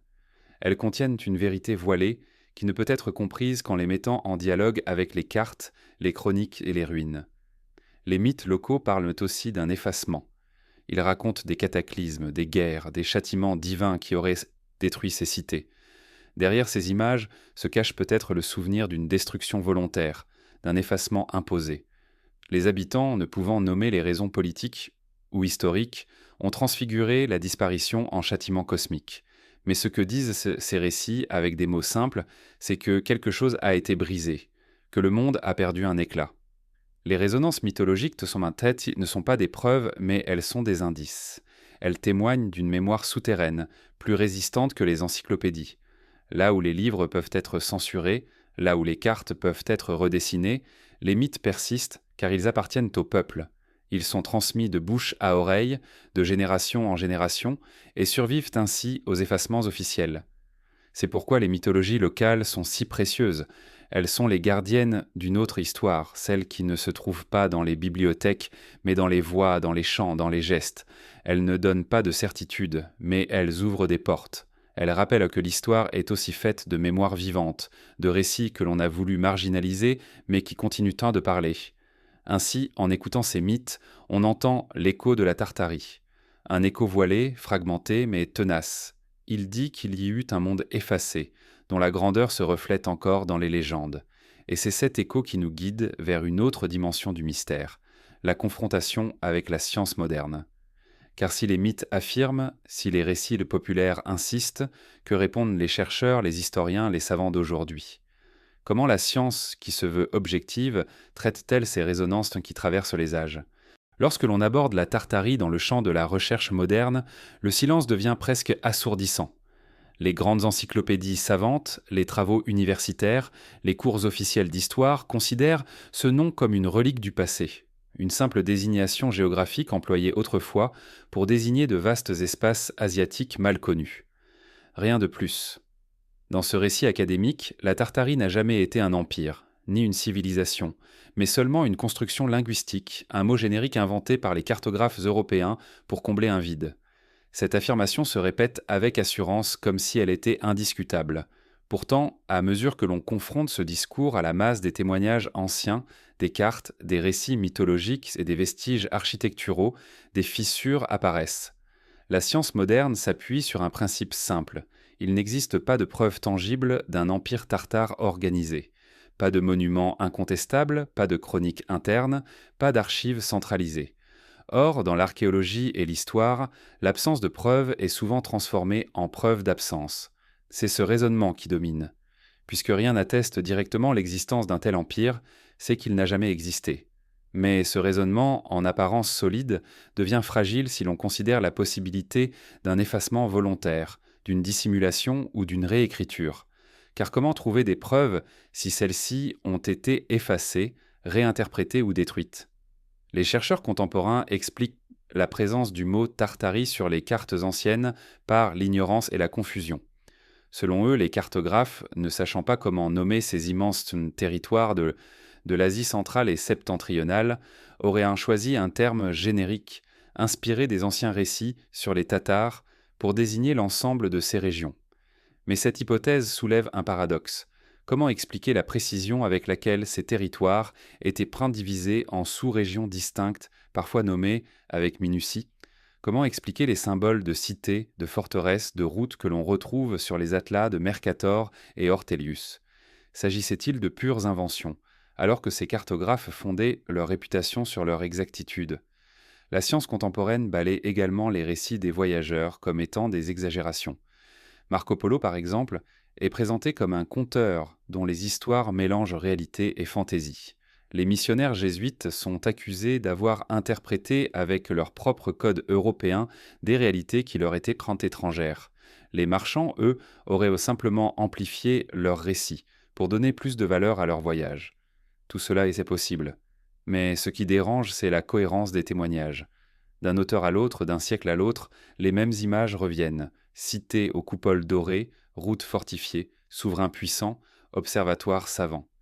Peut-on vraiment expliquer cette récurrence par le seul hasard ou par une imagination collective partagée? La science moderne, lorsqu'elle rencontre les mythologies locales, adopte une posture similaire. Ces récits sont classés comme folklore, produit de l'imaginaire populaire. Pourtant, on ne peut ignorer que ces légendes convergent toutes vers des motifs semblables, et qu'elles s'ancrent dans des lieux précis où l'on trouve parfois des vestiges matériels. Là encore, la négation paraît commode, mais elle laisse une zone d'ombre. Et dans cette zone d'ombre, la question demeure. Pourquoi tant de voix différentes, tant de récits éloignés auraient-ils forgé la même illusion? Ce qui frappe dans la position scientifique actuelle, c'est l'énergie mise à disqualifier la Tartarie comme entité historique. On ne se contente pas de dire qu'elle n'a pas existé, on affirme qu'elle n'a jamais pu exister, qu'il est absurde de l'évoquer autrement que comme une erreur. Cette rigidité en elle-même suscite le doute, car lorsqu'une hypothèse est véritablement insignifiante, elle tombe d'elle-même dans l'oubli. Si la Tartarie était vraiment un simple mot mal employé, pourquoi tant insister à la reléguer au rang de mythe? Il est possible que ce refus catégorique soit lié à la manière dont l'histoire moderne s'est construite. Le XIXe siècle, marqué par l'essor des grandes nations et la consolidation des empires, avait besoin de récits clairs et ordonnés. La présence d'un empire immense, mal connu, traversant plusieurs continents, aurait brouillé cette vision. On a donc choisi de l'effacer, de redessiner les frontières, d'intégrer son espace aux puissances reconnues, Russie, Chine, Mongolie. Dans cette redistribution des mémoires, la Tartarie devint inutile, dérangeante et fut donc sacrifiée. La science contemporaine répète ce geste en se référant à l'autorité de la méthode. Mais une méthode n'est jamais neutre. Elle repose sur des choix, sur des critères, sur des silences. Ce que la science appelle absence de preuves peut être le fruit d'un effacement volontaire, d'une destruction des archives, d'une réinterprétation des ruines. Et tant que cette possibilité n'est pas explorée, la négation de la Tartarie demeure une position fragile, plus idéologique que factuelle. Les questions qui restent sont nombreuses. Si la Tartarie n'a jamais existé, pourquoi persiste-t-elle sur tant de cartes pendant plusieurs siècles? Pourquoi les voyageurs, missionnaires et chroniqueurs en parlent-ils avec tant de détails? Pourquoi les mythologies locales insistent-elles sur l'existence de cités disparues? Pourquoi trouve-t-on encore, ici et là, des architectures qui semblent défier les explications officielles? L'histoire, pour rester vivante, doit accepter ces zones d'incertitude. Elle doit reconnaître que certaines mémoires résistent, que certains silences qui sont trop épais pour être seulement le fruit du hasard. La Tartarie, qu'elle ait été un empire structuré ou une mosaïque de royaumes, demeure l'un de ces silences. Et ce silence, parce qu'il est trop bien gardé, suscite le doute. Il ne s'agit pas de nier la science ni de la remplacer par des fantasmes. Il s'agit de constater que la science, parfois, ferme les yeux sur ce qui ne cadre pas avec son récit. Elle classe, elle hiérarchise, elle élimine. Mais derrière ces éliminations, il reste toujours des questions. Et ces questions, comme des fissures dans un mur, laissent passer une lumière fragile. La science qui nie nous rappelle une vérité paradoxale. Ce n'est pas parce qu'un monde a été effacé des archives qu'il n'a pas existé. Le silence imposé ne prouve rien, sinon la puissance de ceux qui écrivent l'histoire. Ce qui demeure, en revanche, ce sont les échos, les ombres, les fragments. Ils persistent, malgré les encyclopédies, malgré les discours, malgré les certitudes affichées. Ainsi, face à la négation scientifique, nous restons avec les questions. Elles sont peut-être plus précieuses que les réponses, car elles ouvrent un espace de réflexion, un champ de possibles. Elles nous obligent à regarder les cartes anciennes, les récits oubliés, les mythes locaux, non pas comme des illusions, mais comme des traces d'un monde que l'on ne veut plus voir, mais qui insiste encore. Et ces questions nous conduisent vers une autre étape, comprendre comment l'effacement s'est produit, à quelle époque, sous quelles influences. Car l'histoire officielle n'efface pas par hasard. Elle choisit ses silences, elle sélectionne ses ombres. Et c'est précisément au siècle des Lumières, lorsque la raison prétendait tout éclairer, que le voile s'est abattu sur la Tartarie. Le XVIIIe siècle, souvent nommé le siècle des Lumières, se voulait celui de la clarté, de la raison, du triomphe de l'ordre sur les ténèbres. Dans les salons d'Europe, dans les académies et les universités, une nouvelle vision du monde prenait forme, rigoureuse, classée, hiérarchisée. On prétendait alors tout expliquer, tout ordonner, tout inscrire dans la logique des sciences naissantes. Mais dans ce désir d'universalité, quelque chose s'est perdu. C'est précisément à cette époque que la Tartarie, jusque-là omniprésente dans les atlas et les récits, s'efface. Non pas lentement, mais avec une soudaineté étrange, comme si l'on avait décidé de tirer un rideau sur ce territoire trop vaste, trop dérangeant pour l'esprit rationaliste. Les cartes de Mercator et d'Ortelius montraient encore une Tartarie immense, subdivisée en régions, marquées par des symboles de villes et de forteresses. Les encyclopédies du XVIIe siècle en parlaient en soi comme d'une réalité géographique. Mais à mesure que le siècle des Lumières avançait, ce nom devint suspect. Il fut réduit, redéfini, marginalisé. Dans les nouvelles éditions des dictionnaires et encyclopédies, on ne lisait plus que quelques lignes laconiques. La Tartarie n'était plus qu'un terme ancien, désuet, appliqué autrefois aux steppes. Tout un monde s'était évaporé. Pourquoi à ce moment précis ? Peut-être parce que la pensée des Lumières, en cherchant la clarté, ne supportait pas les zones d'ombre. La Tartarie, immense et insaisissable, ne correspondait pas à la rigueur des nouveaux schémas géographiques. Elle représentait l'indéterminé, l'inclassable. Or, l'esprit encyclopédique, incarné par Diderot, d'Alembert et leurs successeurs, voulait un monde ordonné, où chaque chose trouvait sa place. Dans cet univers rationalisé, il n'y avait plus de place pour un empire incertain, aux contours mal définis. Mieux valait le réduire à néant que d'admettre son mystère. Il faut aussi considérer le contexte politique. Le XVIIIe siècle fut celui des grandes expansions coloniales, des ambitions impériales de la Russie, de la Chine et de l'Europe occidentale. Reconnaître une Tartarie vaste et puissante c'eût été reconnaître un acteur qui contredisait la réorganisation du monde en cours. La Russie en particulier consolidait son autorité sur la Sibérie et l'Asie centrale. Elle avait intérêt à effacer toute mémoire d'un empire qui aurait pu rivaliser avec son pouvoir. De même, la Chine, qui cherchait à contrôler ses marges septentrionales, ne pouvait admettre l'existence d'un voisin si considérable. Dans cette redéfinition des empires, la Tartarie devint un obstacle. Et l'histoire officielle, portée par les Lumières, accepta de l'effacer. Ce geste ne fut pas un simple oubli. C'était un effacement méthodique. On ne détruisit pas les cartes anciennes, mais on cessa de les lire. On ne brûla pas les récits de voyageurs, mais on les classa comme exagérations ou fables. On ne contesta pas les mythes locaux, on les marginalisa en les qualifiant de folklore.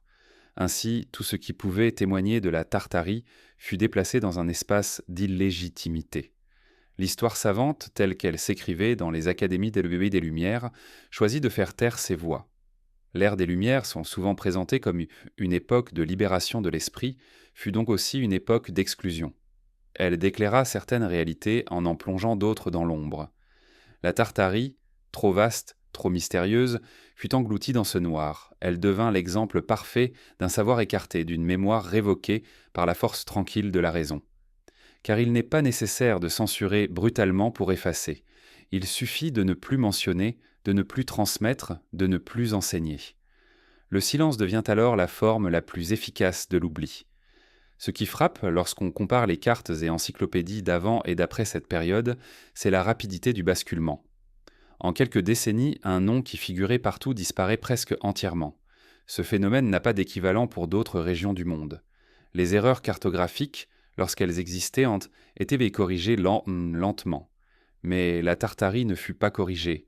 Elle fut rayée comme si elle représentait une menace pour l'ordre intellectuel et politique du XVIIIe siècle. Il est tentant de voir dans cet effacement une métaphore de l'esprit des Lumières lui-même. La raison, en voulant tout éclairer, refuse les zones obscures. Elle réduit le mystère, le complexe, le contradictoire, pour imposer une clarté artificielle. Mais cette clarté a un prix. Elle gomme ce qui ne rentre pas dans ses cadres. La Tartarie, par son immensité, sa diversité, ses récits contradictoires, incarnait tout ce que la raison ne pouvait absorber. Elle fut donc sacrifiée sur l'autel de l'ordre et de la rationalité. Et pourtant, les ombres résistent. Les cartes anciennes existent toujours, rangées dans les bibliothèques. Les récits des voyageurs subsistent, réédités parfois par curiosité. Les mythes locaux continuent des sons d'être chantés. Tout cela forme une contre-mémoire, une mémoire parallèle qui n'a jamais totalement disparu. Mais elle reste en marge, ignorée par la science officielle, comme si elle portait encore une gêne. L'effacement de la Tartarie à l'ère des Lumières pose une question fondamentale. Combien d'autres mondes ont été ainsi sacrifiés, combien de réalités effacées parce qu'elles ne cadraient non pas avec l'esprit dominant de leur temps? L'histoire ne nous livre pas seulement ce qui fut, mais aussi ce que certains ont choisi de retenir. Et ce choix, au XVIIIe siècle, fut de transformer un empire en fantôme. Le paradoxe est frappant. Le siècle qui prétendait libérer l'esprit humain de la superstition a peut-être lui-même créé une superstition nouvelle, celle d'une histoire parfaitement ordonnée, sans zone d'ombre, sans mystère. Mais derrière cette illusion, des silences demeurent, et ces silences parlent plus fort que les mots. La Tartarie, effacée à l'ère des Lumières, ne disparaît pas vraiment.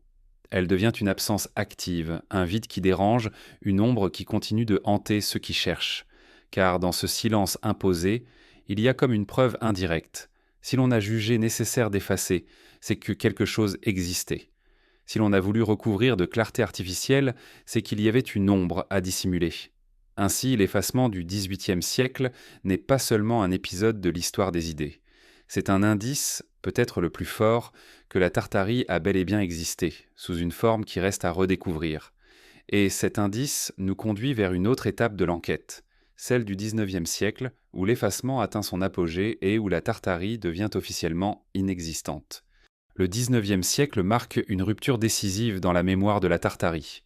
Si le XVIIIe siècle des Lumières avait commencé à effacer ce nom des encyclopédies et des cartes, le siècle suivant parachève ce travail d'effacement.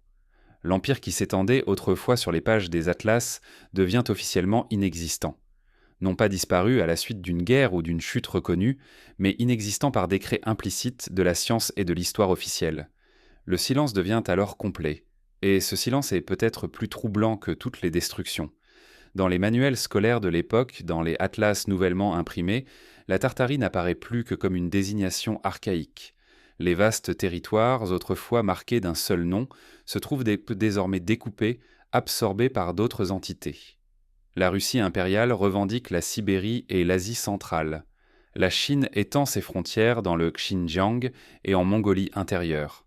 Les zones intermédiaires sont attribuées à divers royaumes, khanats et principautés. La Tartarie, qui englobait tout cela, est déclarée une invention, une erreur de cartographe. Le mot n'existe plus que dans les marges, comme un vestige d'un langage ancien. Ce processus est d'autant plus étonnant que rien ne justifie une telle disparition. Aucun événement majeur ne vient expliquer la dissolution soudaine de cet empire supposé. Pas de conquête spectaculaire, pas de bataille décisive, pas de dynastie vaincue et remplacée. Simplement un glissement. Les encyclopédies cessent d'en parler, les cartes cessent de le montrer, les professeurs cessent de l'enseigner. C'est comme si, du jour au lendemain, l'Empire avait cessé d'exister dans les esprits, sans autre raison que la volonté de ne plus l'évoquer. Cette stratégie de l'inexistence est plus radicale qu'un simple oubli, car un empire oublié laisse des traces, ruines, récits, traditions. Mais un empire déclaré inexistant efface même la possibilité de chercher. Il devient un non-objet, un nom vidé de sens, une coquille abandonnée.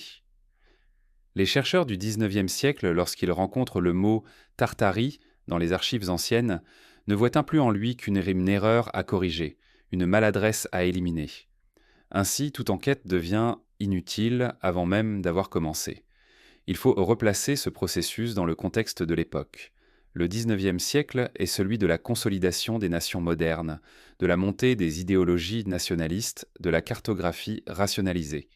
Les empires coloniaux européens redessinent la planète selon leur logique de domination. Dans cette reconfiguration, l'idée d'un empire immense, insaisissable, non reconnu par les grandes puissances, devient intolérable. La Tartarie ne correspond à aucun drapeau, à aucune capitale identifiable, à aucune dynastie officielle. Elle est trop vaste, trop floue, trop libre. Alors on choisit de la réduire à néant. La Russie joue ici un rôle central. En avançant ses frontières baissant vers l'Est, elle recouvre peu à peu les territoires autrefois attribués à la Tartarie. Dans ses récits officiels, elle présente ses conquêtes comme la colonisation de terres vides ou habitées par des peuples dispersés. Jamais il n'est question d'un empire existant, jamais il n'est fait mention d'une civilisation structurée. Ce silence volontaire contribue à imposer l'idée que la Tartarie n'a jamais été. La conquête russe ne serait donc pas une soumission, mais une mise en ordre. La Chine, de son côté, adopte une stratégie similaire. Dans ses annales impériales, elle intègre progressivement les territoires du Nord comme des marges barbares, des zones périphériques qu'il fallait civiliser. Là encore, la Tartarie disparaît. Elle est absorbée dans un discours qui nie son autonomie et la réduit à une périphérie sans importance. L'Empire du Milieu, en élargissant son emprise, recouvre les mémoires qui auraient pu subsister. Les puissances européennes ne contestent pas cette disparition. Elles l'acceptent, peut-être même l'encouragent. Dans un monde où les nations cherchent à se partager les territoires, il n'y a pas de place pour un empire fantôme. Reconnaître la Tartarie aurait bouleversé les équilibres géopolitiques. Il était plus commode de déclarer qu'elle n'avait jamais existé. Ainsi, en quelques décennies, le nom même devient tabou. Il est relégué au rang de curiosité linguistique, comme un mot exotique que l'on trouve dans les archives poussiéreuses, mais que l'on n'emploie plus. Et pourtant, dans la mémoire populaire, dans les mythes, dans les ruines éparses, la Tartarie continue d'exister. Les peuples qui habitent dans ces régions parlent encore de cités disparues, de routes anciennes, de palais oubliés. Mais ces voix ne sont pas entendues. L'histoire officielle les ignore, la science les discrédite. On préfère voir dans ces récits krateras, des fantasmes, des légendes, plutôt que des souvenirs. Ainsi la mémoire persiste dans l'ombre, tandis que la surface du discours se veut claire, nette, débarrassée de toute ambiguïté. Ce silence institutionnalisé est peut-être la forme la plus puissante de domination. En niant l'existence d'un empire, on nie aussi l'identité de peuples entiers, leur mémoire, leur place dans l'histoire. On les réduit à des fragments, à des marges, à des périphéries. La Tartarie devient un espace sans sujet, un territoire vidé de son âme. Et dans ce vide, les nations modernes imposent leurs récits, leurs frontières, leurs drapeaux. Mais ce vide n'est pas total. Les cartes anciennes demeurent, témoins gênants de ce qui fut. Les récits des voyageurs persistent, même si on les lit désormais comme des curiosités. Les ruines continuent s'octuent de se dresser, obstinées, malgré les siècles. Tout cela constitue une mémoire parallèle, fragile mais indestructible. Elle contredit le discours officiel, elle résiste au silence. Elle rappelle que l'Empire, déclaré inexistant, existe encore dans les interstices de la mémoire. Ce paradoxe est au cœur du mystère. Comment un empire peut-il devenir inexistant sans avoir disparu réellement ? Comment peut-on effacer quelque chose qui a laissé tant de traces ? La réponse se trouve peut-être dans la manière dont l'histoire est écrite. Car écrire l'histoire, ce n'est pas seulement raconter ce qui fut, c'est aussi décider de ce qui mérite d'être retenu. Au XIXe siècle, la Tartarie ne méritait plus d'être retenue. Elle ne servait plus les récits nationaux, elle gênait la logique impériale. Alors on l'a effacée. Et pourtant cette absence résonne, elle interpelle, elle trouble. Car un oubli trop parfait devient suspect. Un silence trop bien gardé devient une énigme. L'inexistence proclamée de la Tartarie ne la condamne pas. Elle la rend plus mystérieuse, plus obsédante. Elle devient un fantôme qui hante les marges de l'histoire, un empire invisible mais tenace qui persiste à travers les ombres. Le XIXe siècle, en niant son existence, a peut-être renforcé son pouvoir symbolique. Car la Tartarie, devenue inexistante, échappe désormais aux classifications, aux drapeaux, aux frontières. Elle vit dans un espace parallèle, celui des mémoires interdites, des récits effacés, des ruines muettes. Et c'est peut-être là, dans cet espace fragile, qu'elle attend encore d'être redécouverte. Ainsi, lorsque l'Empire devint inexistant, il ne disparut pas vraiment. Il entre dans une autre dimension, celle de l'absence active, du silence habité, du mystère. Et ce mystère, loin de s'éteindre, nous conduit vers une autre étape, celle des légendes qui circulèrent encore, malgré tout, dans le Nord, où les peuples continuaient à en de murmurer l'histoire d'un monde effacé. Lorsque l'on s'éloigne des bibliothèques et des cartes officielles, lorsque l'on quitte les grandes villes et que l'on s'aventure vers les régions glacées de la Sibérie et les steppes infinies du Nord, une autre mémoire surgit. Elle ne se trouve pas dans les encyclopédies ni dans les manuels d'histoire, mais dans la voix des anciens, dans les chants transmis de génération en génération, dans les contes racontés aux enfants lors des longues nuits d'hiver. Là où l'histoire savante dit le vide et l'absence, les peuples du Nord murmurent encore le souvenir d'un empire disparu, d'un monde englouti. Chez les Yakoutes, il existe des récits d'anciennes cités resplendissantes, construites de pierre et de métal, qui se seraient dressées jadis au cœur de la toundra. On dit qu'elles étaient si grandes que leurs murs semblaient se confondre avec l'horizon. Mais ces cités auraient sans doute été détruites par une catastrophe, un feu tombé du ciel, ou encore par un froid si violent qu'il aurait figé jusqu'aux pierres. Aujourd'hui, disent-ils, il ne reste rien, sinon des collines étranges et des ruines dissimulées sous la glace. Ces récits ne sont pas isolés. Ils se répètent dans différentes communautés, avec des variations, mais toujours la même idée d'une grandeur disparue. Chez les Nénés, on raconte l'histoire d'un peuple mystérieux qui vivait autrefois dans des palais lumineux, faits de matériaux inconnus. Ces habitants, dit-on, possédaient un des savoirs que personne ne pouvait comprendre, et leur puissance était telle qu'ils commandèrent aux éléments. Mais leur orgueil les perdit. La terre elle-même se referma sur leur ville, et l'on entend encore, certains soirs, le son étouffé de leurs cloches résonner sous le sol gelé. Les légendes parlent aussi de trésors enfouis, de salles intactes préservées sous la glace, où brûleraient encore des torches éternelles. Les légendes tchouktchès, plus à l'est, évoquent des guerriers venus d'un empire lointain qui contrôlait autrefois les routes maritimes du Nord. Ils parlaient d'hommes vêtus de métal, capables de naviguer sur des embarcations étranges, différentes de tout ce que connaissaient qu'attend les peuples locaux. Ces récits laissent penser qu'il existait des échanges, peut-être même des routes commerciales ou militaires qui relayèrent ces terres glacées à un monde plus vaste. Mais dans les récits savants, ces détails sont relégués au rang de fabulation. Chez les peuples samoyèdes, on chante encore des poèmes anciens, qui parlent de tours immenses, dressées vers le ciel, de forteresses imprenables, où régnent des souverains puissants. Ces chants, transmis de génération en génération, sont souvent considérés comme de simples mythes, mais leur constance, leur répétition, leur insistance sur des détails précis rappellent plutôt une mémoire transformée par le temps, un souvenir habillé de poésie, mais enraciné dans une réalité ancienne. Il est troublant de constater que ces récits, malgré leurs différences culturelles, convergent toujours vers les mêmes images, des cités lumineuses, des coupoles brillantes, des palais engloutis, des souverains puissants. Partout, on retrouve l'idée d'une grandeur perdue, d'un monde effacé dont il subsiste l'écho. Les légendes ne parlent pas de simples campements ou de villages isolés. Elles évoquent des constructions monumentales, des sociétés organisées, des savoirs mystérieux. Elles disent ce que l'histoire officielle refuse de dire, qu'il y eut peut-être dans ces terres glacées un empire oublié. Certains chercheurs modernes, lorsqu'ils entendent ces récits, y voient dans l'influence des contacts avec les Russes ou les Européens. Mais ces légendes existaient en bien avant la colonisation. Elles font partie de la mémoire profonde de ces récits si anciens que leur origine se perd dans la nuit des temps.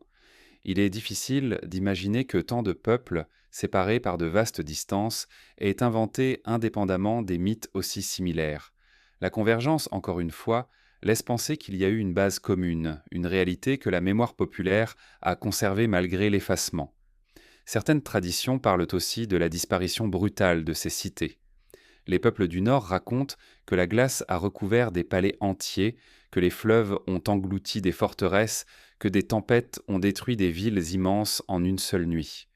Ces images de destruction portent en elles une force symbolique, mais elles peuvent aussi renvoyer à des événements réels, des catastrophes naturelles, des guerres, ou peut-être même des destructions délibérées. Car la mémoire populaire traduit souvent par le langage du mythe ce qu'elle n'arrive pas à expliquer autrement. Il est aussi frappant de voir que ces récits contiennent parfois des détails techniques inattendus. Certains parlent d'objets lumineux, de métaux étincelants, de constructions aux parois si lisses qu'aucun outil connu ne pouvait les sculpter. D'autres évoquent des connaissances astronomiques, des souverains capables de prédire les saisons, d'observer les étoiles à partir de tours élevées. Ces éléments rappellent les chroniques des missionnaires qui mentionnaient en des observatoires ou les récits des voyageurs parlant de sciences avancées. Une fois encore, les mythes rejoignent les écrits, comme si tous pointaient vers une même réalité. Mais la science moderne préfère voir dans ces légendes des métaphores. Elle y lit des symboles, des projections, des illusions collectives. Pourtant, la persistance de ces récits, leur transmission obstinée malgré les siècles, leur cohérence à travers des cultures différentes, suggèrent autre chose. Ils ne sont pas seulement des inventions poétiques, ils sont des mémoires déguisées, transformées par le temps, mais des mémoires réelles. Les peuples du Nord, en continuant de raconter ces histoires, deviennent les gardiens involontaires d'une mémoire interdite. Ils transmettent ce que les encyclopédies ont effacé, ce que les cartes ont gommé, ce que l'histoire a nié. Leur voix est fragile, souvent ignorée, mais elle persiste. Et dans ce murmure, on entend encore l'ombre de la Tartarie. Il est possible que ces récits contiennent les derniers fragments d'une civilisation effacée, que les cités englouties, les palais de métal, les coupoles lumineuses aient réellement existé. Peut-être pas telles que les légendes les décrivent, mais sous une forme dont la mémoire a gardé l'écho. Car le mythe, bien souvent, est la dernière peau de l'histoire. Lorsque les archives disparaissent, lorsque les pierres s'effondrent, il reste le chant, la parole, la légende. Et c'est dans cette parole que survit ce qui fut. Les légendes des peuples du Nord ne nous donnent pas des preuves, mais elles nous offrent une direction. Elles disent que le vide n'est pas vide, que le silence est habité, que l'absence peut cacher une présence effacée. Elles rappellent que l'histoire officielle n'a pas le monopole de la mémoire, et que dans les marges, dans les peuples ignorés, persistent des vérités que le temps n'a pas pu détruire.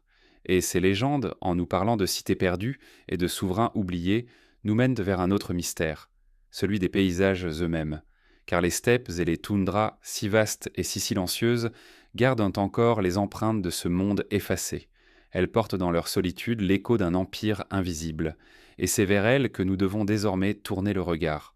Il existe des lieux où le silence semble plus lourd qu'ailleurs, comme si la terre elle-même retenait une mémoire interdite. Les steppes de l'Asie centrale appartiennent à ces lieux. Vastement étendues, elles paraissent vides à l'œil moderne. De longues étendues d'herbes ondulantes, des horizons sans fin, des vents qui balayent le sol sans rencontrer d'obstacles. Mais ce vide apparent est trompeur, car dans ce silence, les voyageurs attentifs entendent encore un écho fragile, presque imperceptible, qui semble murmurer l'histoire d'un monde disparu.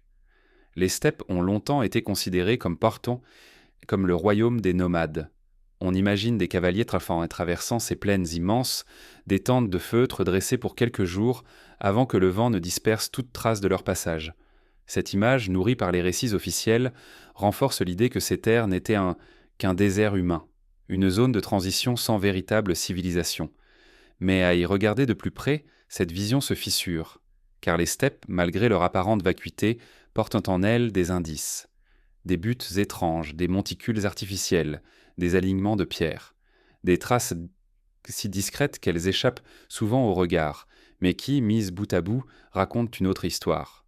Les archéologues ont parfois découvert, au détour de fouilles, des ruines enfouies sous les herbes, des fondations de bâtiments, des fragments de poterie, des outils de métal. Rien de spectaculaire, mais suffisamment pour troubler l'idée d'un vide absolu. Ces découvertes isolées sont souvent attribuées à des tribus locales, à des cultures disparates. Mais certains chercheurs osent de poser la question. Et si ces traces appartenaient à quelque chose de plus vaste, de plus cohérent?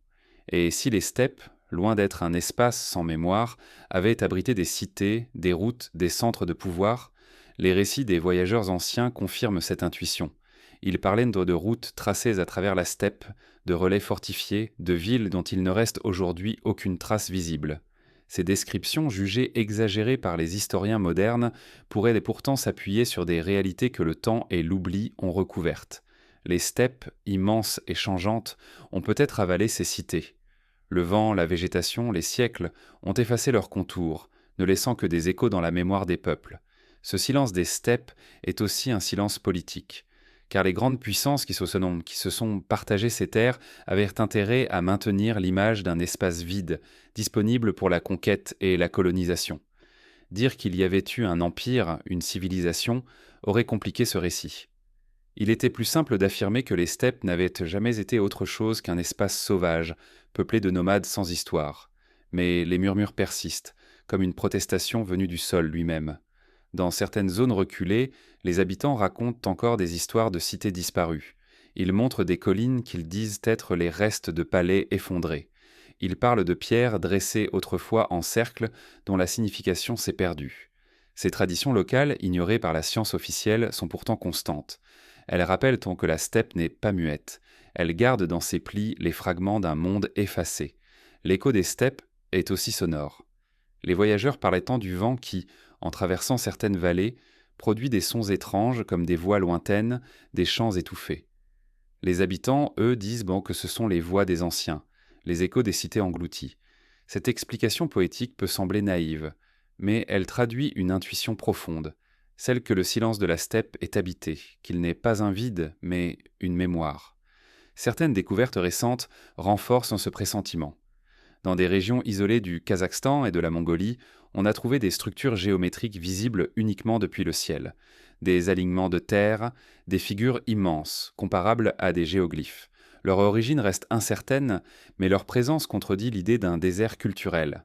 Elle montre que les steppes furent habitées, traversées, organisées. Elles témoignent d'une intention, d'une pensée, d'une vision du monde qui dépasse le simple nomadisme. Le mystère des steppes réside peut-être dans leur capacité à dissimuler. Elles sont trop vastes pour être explorées entièrement, trop changeantes pour livrer facilement leurs secrets. Elles engloutissent ce qui ne doit pas être vu et le restituent parfois sous la forme d'échos, de traces fugitives, de ruines à demi effacées. C'est ce caractère insaisissable qui nourrit le sentiment qu'un monde entier a été englouti là, volontairement ou non. Il est possible que l'écho des steppes soit la dernière trace de la Tartarie. Non pas un empire visible, mais une présence invisible, inscrite dans le sol, dans le vent, dans la mémoire des peuples. Cet écho trouble, car il résiste au silence imposé. Il rappelle que l'histoire officielle, en effaçant le nom de la Tartarie, n'a pas pu effacer ce que la terre conserve malgré tout. Les steppes silencieuses Bankundl sont ainsi un livre fermé dont on entend encore le murmure. Elles invitent à une autre manière de lire l'histoire, non pas à travers les certitudes gravées dans les encyclopédies, mais à travers les échos, les absences, les ombres. Elles rappellent que le vide apparent peut être un trompe-l'œil, que le silence peut cacher une mémoire plus forte que les mots. Et dans ce silence, une question persiste. Qu'a-t-on voulu recouvrir en effaçant la Tartarie ? Était-ce un empire trop vaste, trop puissant pour être reconnu ?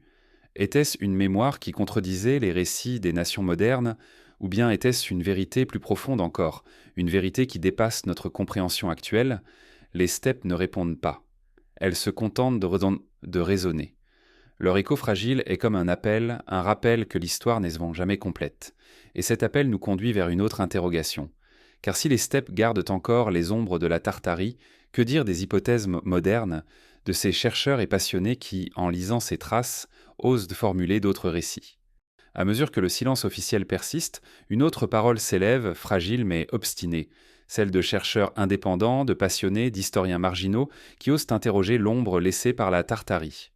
Le discours académique affirme que cet empire n'a jamais existé, que le mot n'était qu'une commodité cartographique, une désignation vague, mais certains ne s'en contentent pas. Ils relaissent les cartes anciennes, compulsent les chroniques oubliées, recueillent les mythes populaires. Et de ce travail émergent des hypothèses modernes, audacieuses, parfois contradictoires, qui cherchent à redonner corps à ce monde effacé. Ces hypothèses ne sont pas des vérités absolues, elles sont des fissures dans le mur du silence, des brèches par lesquelles la lumière de la curiosité s'infiltre à nouveau. L'une des hypothèses les plus répandues est celle d'une réécriture volontaire de l'histoire. Selon cette lecture, la Tartarie aurait bel et bien existé, sous la forme d'un empire vaste multiculturel dont la puissance gênait les récits des grandes nations modernes. La Russie, en particulier, aurait eu intérêt à faire disparaître cette mémoire pour légitimer son expansion vers l'Est. En intégrant ces territoires dans son empire, elle effaça toute trace d'une souveraineté antérieure. La Chine fit de même dans ses marges septentrionales. Ainsi, par un double mouvement, la Tartarie fut dissoute dans les récits impériaux des puissances voisines. Une autre hypothèse insiste sur le rôle des Lumières. Dans un monde obsédé par la clarté et la rationalité, la Tartarie représentait l'ombre, l'indéterminé, l'inclassable. Elle ne pouvait être intégrée au schéma méthodique des encyclopédies. On préféra donc la faire disparaître en la déclarant inexistante. Ce geste apparemment intellectuel avait aussi une portée politique. Il permettait de simplifier la carte du monde, de la rendre compatible avec les ambitions impériales. Ici, la science et la politique marchaient main dans la main. D'autres hypothèses vont plus loin. Elles évoquent de la possibilité d'une civilisation avancée, dotée de savoirs techniques et architecturaux aujourd'hui incompris. Les coupoles immenses, les forteresses perdues, les géoglyphes visibles seulement depuis le ciel seraient les restes d'un monde capable d'exploiter des connaissances que nous avons oubliées. Certains parlent même de technologies perdues, de sciences interdites, qui auraient été délibérément effacées pour éviter de bouleverser l'ordre établi. Ces théories paraissent audacieuses, mais elles trouvent un écho dans la récurrence des récits, évoquant des constructions impossibles, des palais brillants, des observatoires savants. Il existe aussi des hypothèses plus prudentes, mais tout aussi troublantes. Selon elles, la Tartarie n'était pas un empire centralisé au sens classique, mais une fédération de peuples, une mosaïque d'entités politiques unies par une culture commune. Cette lecture expliquerait la diversité des témoignages. Certains parlent de souverains puissants, d'autres de sociétés fragmentées, mais tous évoquent une cohérence culturelle. Si cette hypothèse est juste, la disparition de la Tartarie n'aurait pas été un effondrement brutal, mais une dissolution progressive, facilitée par l'effacement volontaire de son nom dans les récits officiels. Quelle que soit l'hypothèse, un point commun demeure, l'idée que l'oubli n'est pas naturel, qu'il n'est pas le fruit du hasard. Les fissures que ces chercheurs mettent en lumière révèlent un effacement construit, orchestré, inscrit dans la logique de la domination. Car l'histoire telle qu'elle est transmise n'est pas neutre, elle est toujours une sélection, un choix. Et dans ce choix, certains mondes sont condamnés au silence. Ces hypothèses modernes ne sont pas exemptes de critiques. Les historiens officiels les qualifient de théories marginales, d'élucubrations. On leur reproche leur manque de preuves solides, leur recours aux fragments, aux indices indirects. Mais c'est précisément là que se situe le cœur du mystère. Comment exiger des preuves lorsqu'un monde entier a été effacé? Comment attendre des archives officielles lorsqu'elles ont été détruites ou réécrites? Les fissures ne donnent pas des certitudes, mais elles rappellent que l'absence de preuve n'est pas une preuve d'absence. Parmi ces hypothèses, certaines relisent donc les cartes anciennes avec une attention nouvelle. Elles observent les symboles oubliés, les notes marginales, les détails souvent négligés. Ces cartes, disent-elles, ne sont pas des illusions. Elles témoignent d'un savoir que nous avons perdu. Elles révèlent une géographie disparue, des frontières effacées, des cités oubliées. Elles sont les archives visuelles d'un monde que les encyclopédies ont condamné. D'autres chercheurs se tournent vers l'archéologie. Ils examinent les ruines éparses, les forteresses isolées, les motifs architecturaux étranges. Ils voient dans ces pierres les restes d'une culture commune, d'un style partagé qui dépasse les frontières. Ces vestiges, interprétés autrement, pourraient raconter une autre histoire, celle d'un empire effacé. Mais la science officielle, en les attribuant à des peuples disparates, les fragmente et les neutralise. Les fissures apparaissent là aussi. Les pierres disent plus que ce que les manuels admettent. Il est aussi des hypothèses plus spirituelles. Elles considèrent que la Tartarie, au-delà d'un empire, représentait une vision du monde, une cosmologie particulière. Ces coupoles, ces observatoires, ces architectures orientées vers les astres traduiraient une conception sacrée de l'univers, une science unie à une spiritualité. Cette lecture, difficile à prouver, trouve néanmoins un écho dans les récits, qui parlent de savoirs astronomiques, de rois savants, de cités où le ciel était observé avec soin. Ce qui frappe dans ces hypothèses, malgré leurs divergences, c'est qu'elles redonnent à la Tartarie une consistance. Elles refusent l'idée d'un simple mot vide. Elles affirment que quelque chose a existé, même si nous ne savons pas exactement quoi.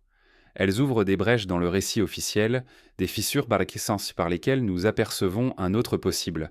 Et dans ces fissures, la mémoire oubliée se réveille. Il faut accepter que ces hypothèses ne soient pas inventées, ne soient pas définitives.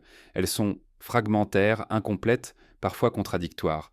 Mais elles ont une valeur immense. Elles rappellent que l'histoire n'est pas close, qu'elle reste ouverte à la réinterprétation.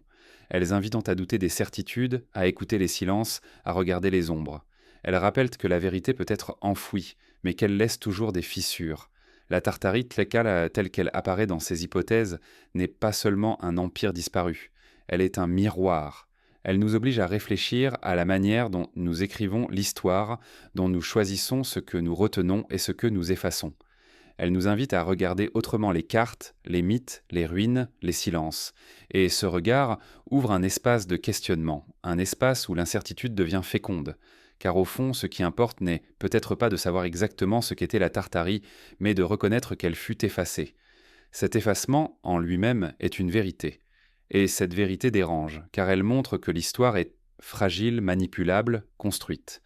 Les fissures dans le récit moderne ne sont pas seulement des anomalies, elles sont des portes qui s'ouvrent vers un autre monde, celui des mémoires interdites, des vérités cachées, des empires fantômes.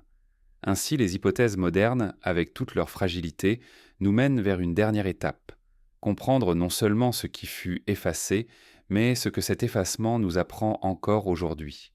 Car dans le silence de la Tartarie se cache peut-être une leçon plus vaste, une leçon sur la mémoire, sur l'oubli, sur la manière dont l'histoire se construit. Et c'est cette leçon que nous devons maintenant écouter. Le parcours à travers les ombres de la Tartarie nous conduit inévitablement vers une dernière réflexion. Ce n'est pas seulement l'histoire d'un empire possible, ni même l'histoire d'un effacement organisé. C'est aussi l'histoire du silence lui-même, car si les cartes, les chroniques, les mythes et les ruines laissent entrevoir des fragments, ce qui demeure le plus puissant, le plus obsédant, c'est le vide qu'ils entourent. Le silence n'est pas une absence neutre, il est actif, chargé, habité. Il parle autant que les mots, parfois plus fort qu'eux. Et c'est ce silence qui nous enseigne encore, à travers les siècles. Le silence nous apprend d'abord la fragilité de l'histoire. Nous avons tendance à la considérer comme un récit fixe, solidement établi, fruit d'une accumulation patiente de preuves, mais la disparition de la Tartarie rappelle que l'histoire peut être modelée, réécrite, amputée, qu'un empire entier peut être effacé par un choix éditorial, par une plume, par une volonté politique, que ce qui n'est plus nommé finit par n'avoir jamais existé. Ce silence nous montre combien la mémoire humaine est vulnérable, combien il est facile de transformer le réel en mythe ou le mythe en néant. Le silence nous apprend aussi à regarder autrement les preuves. Une carte qui ne correspond plus au discours officiel devient soudain illisible. Un récit de voyage trop précis est réduit à une exagération. Un mythe populaire est rejeté comme superstition. Pourtant, ce sont précisément ces fragments écartés qui contiennent dans des éclats de vérité. Le silence agit comme un filtre. Il sélectionne, élimine, mais il laisse aussi passer des traces. Et c'est à travers ces traces que nous pouvons entrevoir ce que l'histoire a choisi de taire. Le silence nous apprend encore la persistance de la mémoire. Car malgré l'effacement, malgré les encyclopédies muettes et les cartes révisées, la Tartarie continue de résonner.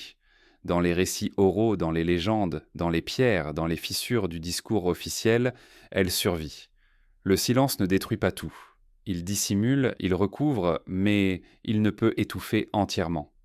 Ce qui doit demeurer demeure, fût-ce sous forme d'échos, de rumeurs, de traces à demi effacées.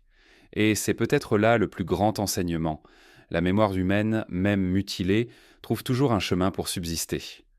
Le silence nous enseigne également la valeur du doute. Face à un récit officiel qui nie l'existence d'un monde entier, le doute devient un acte de lucidité.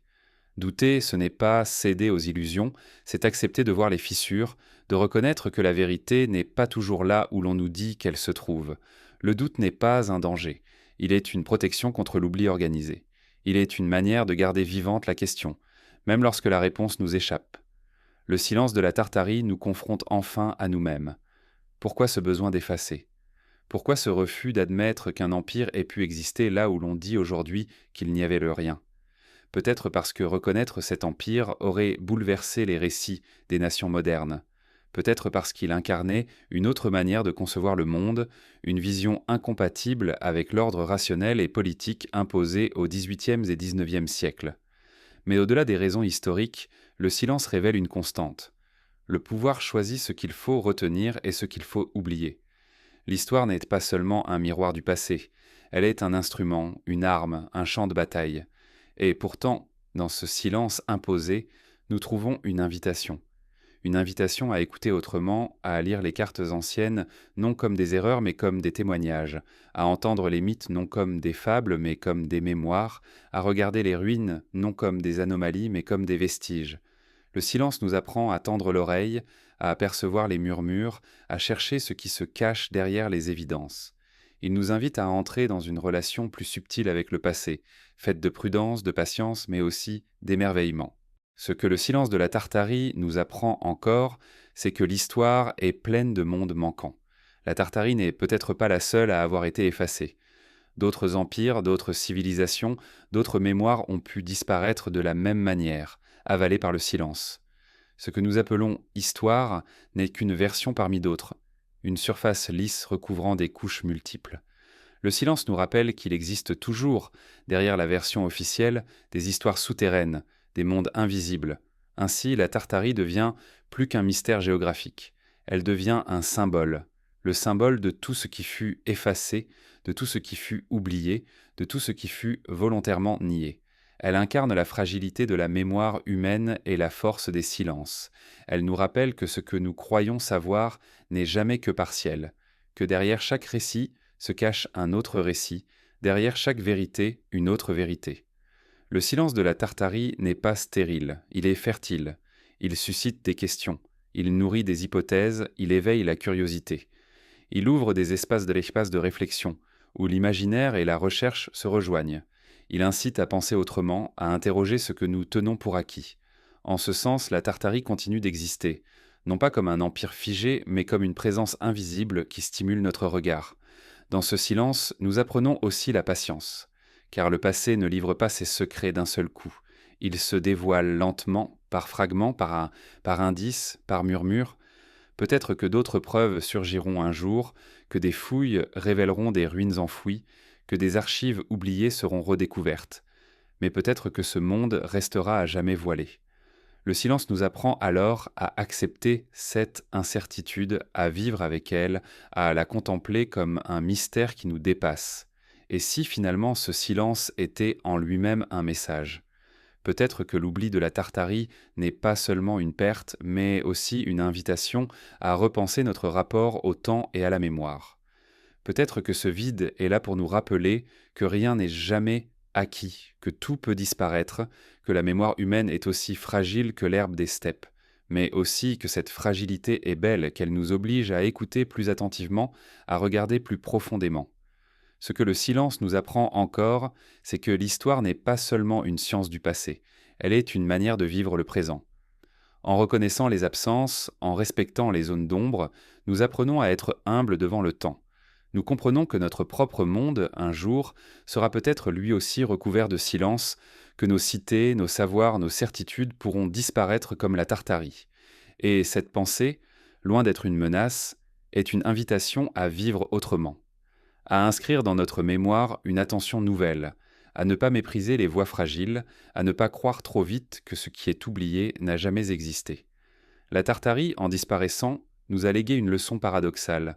Ce n'est pas ce que nous savons qui importe le plus, mais ce que nous acceptons d'ignorer.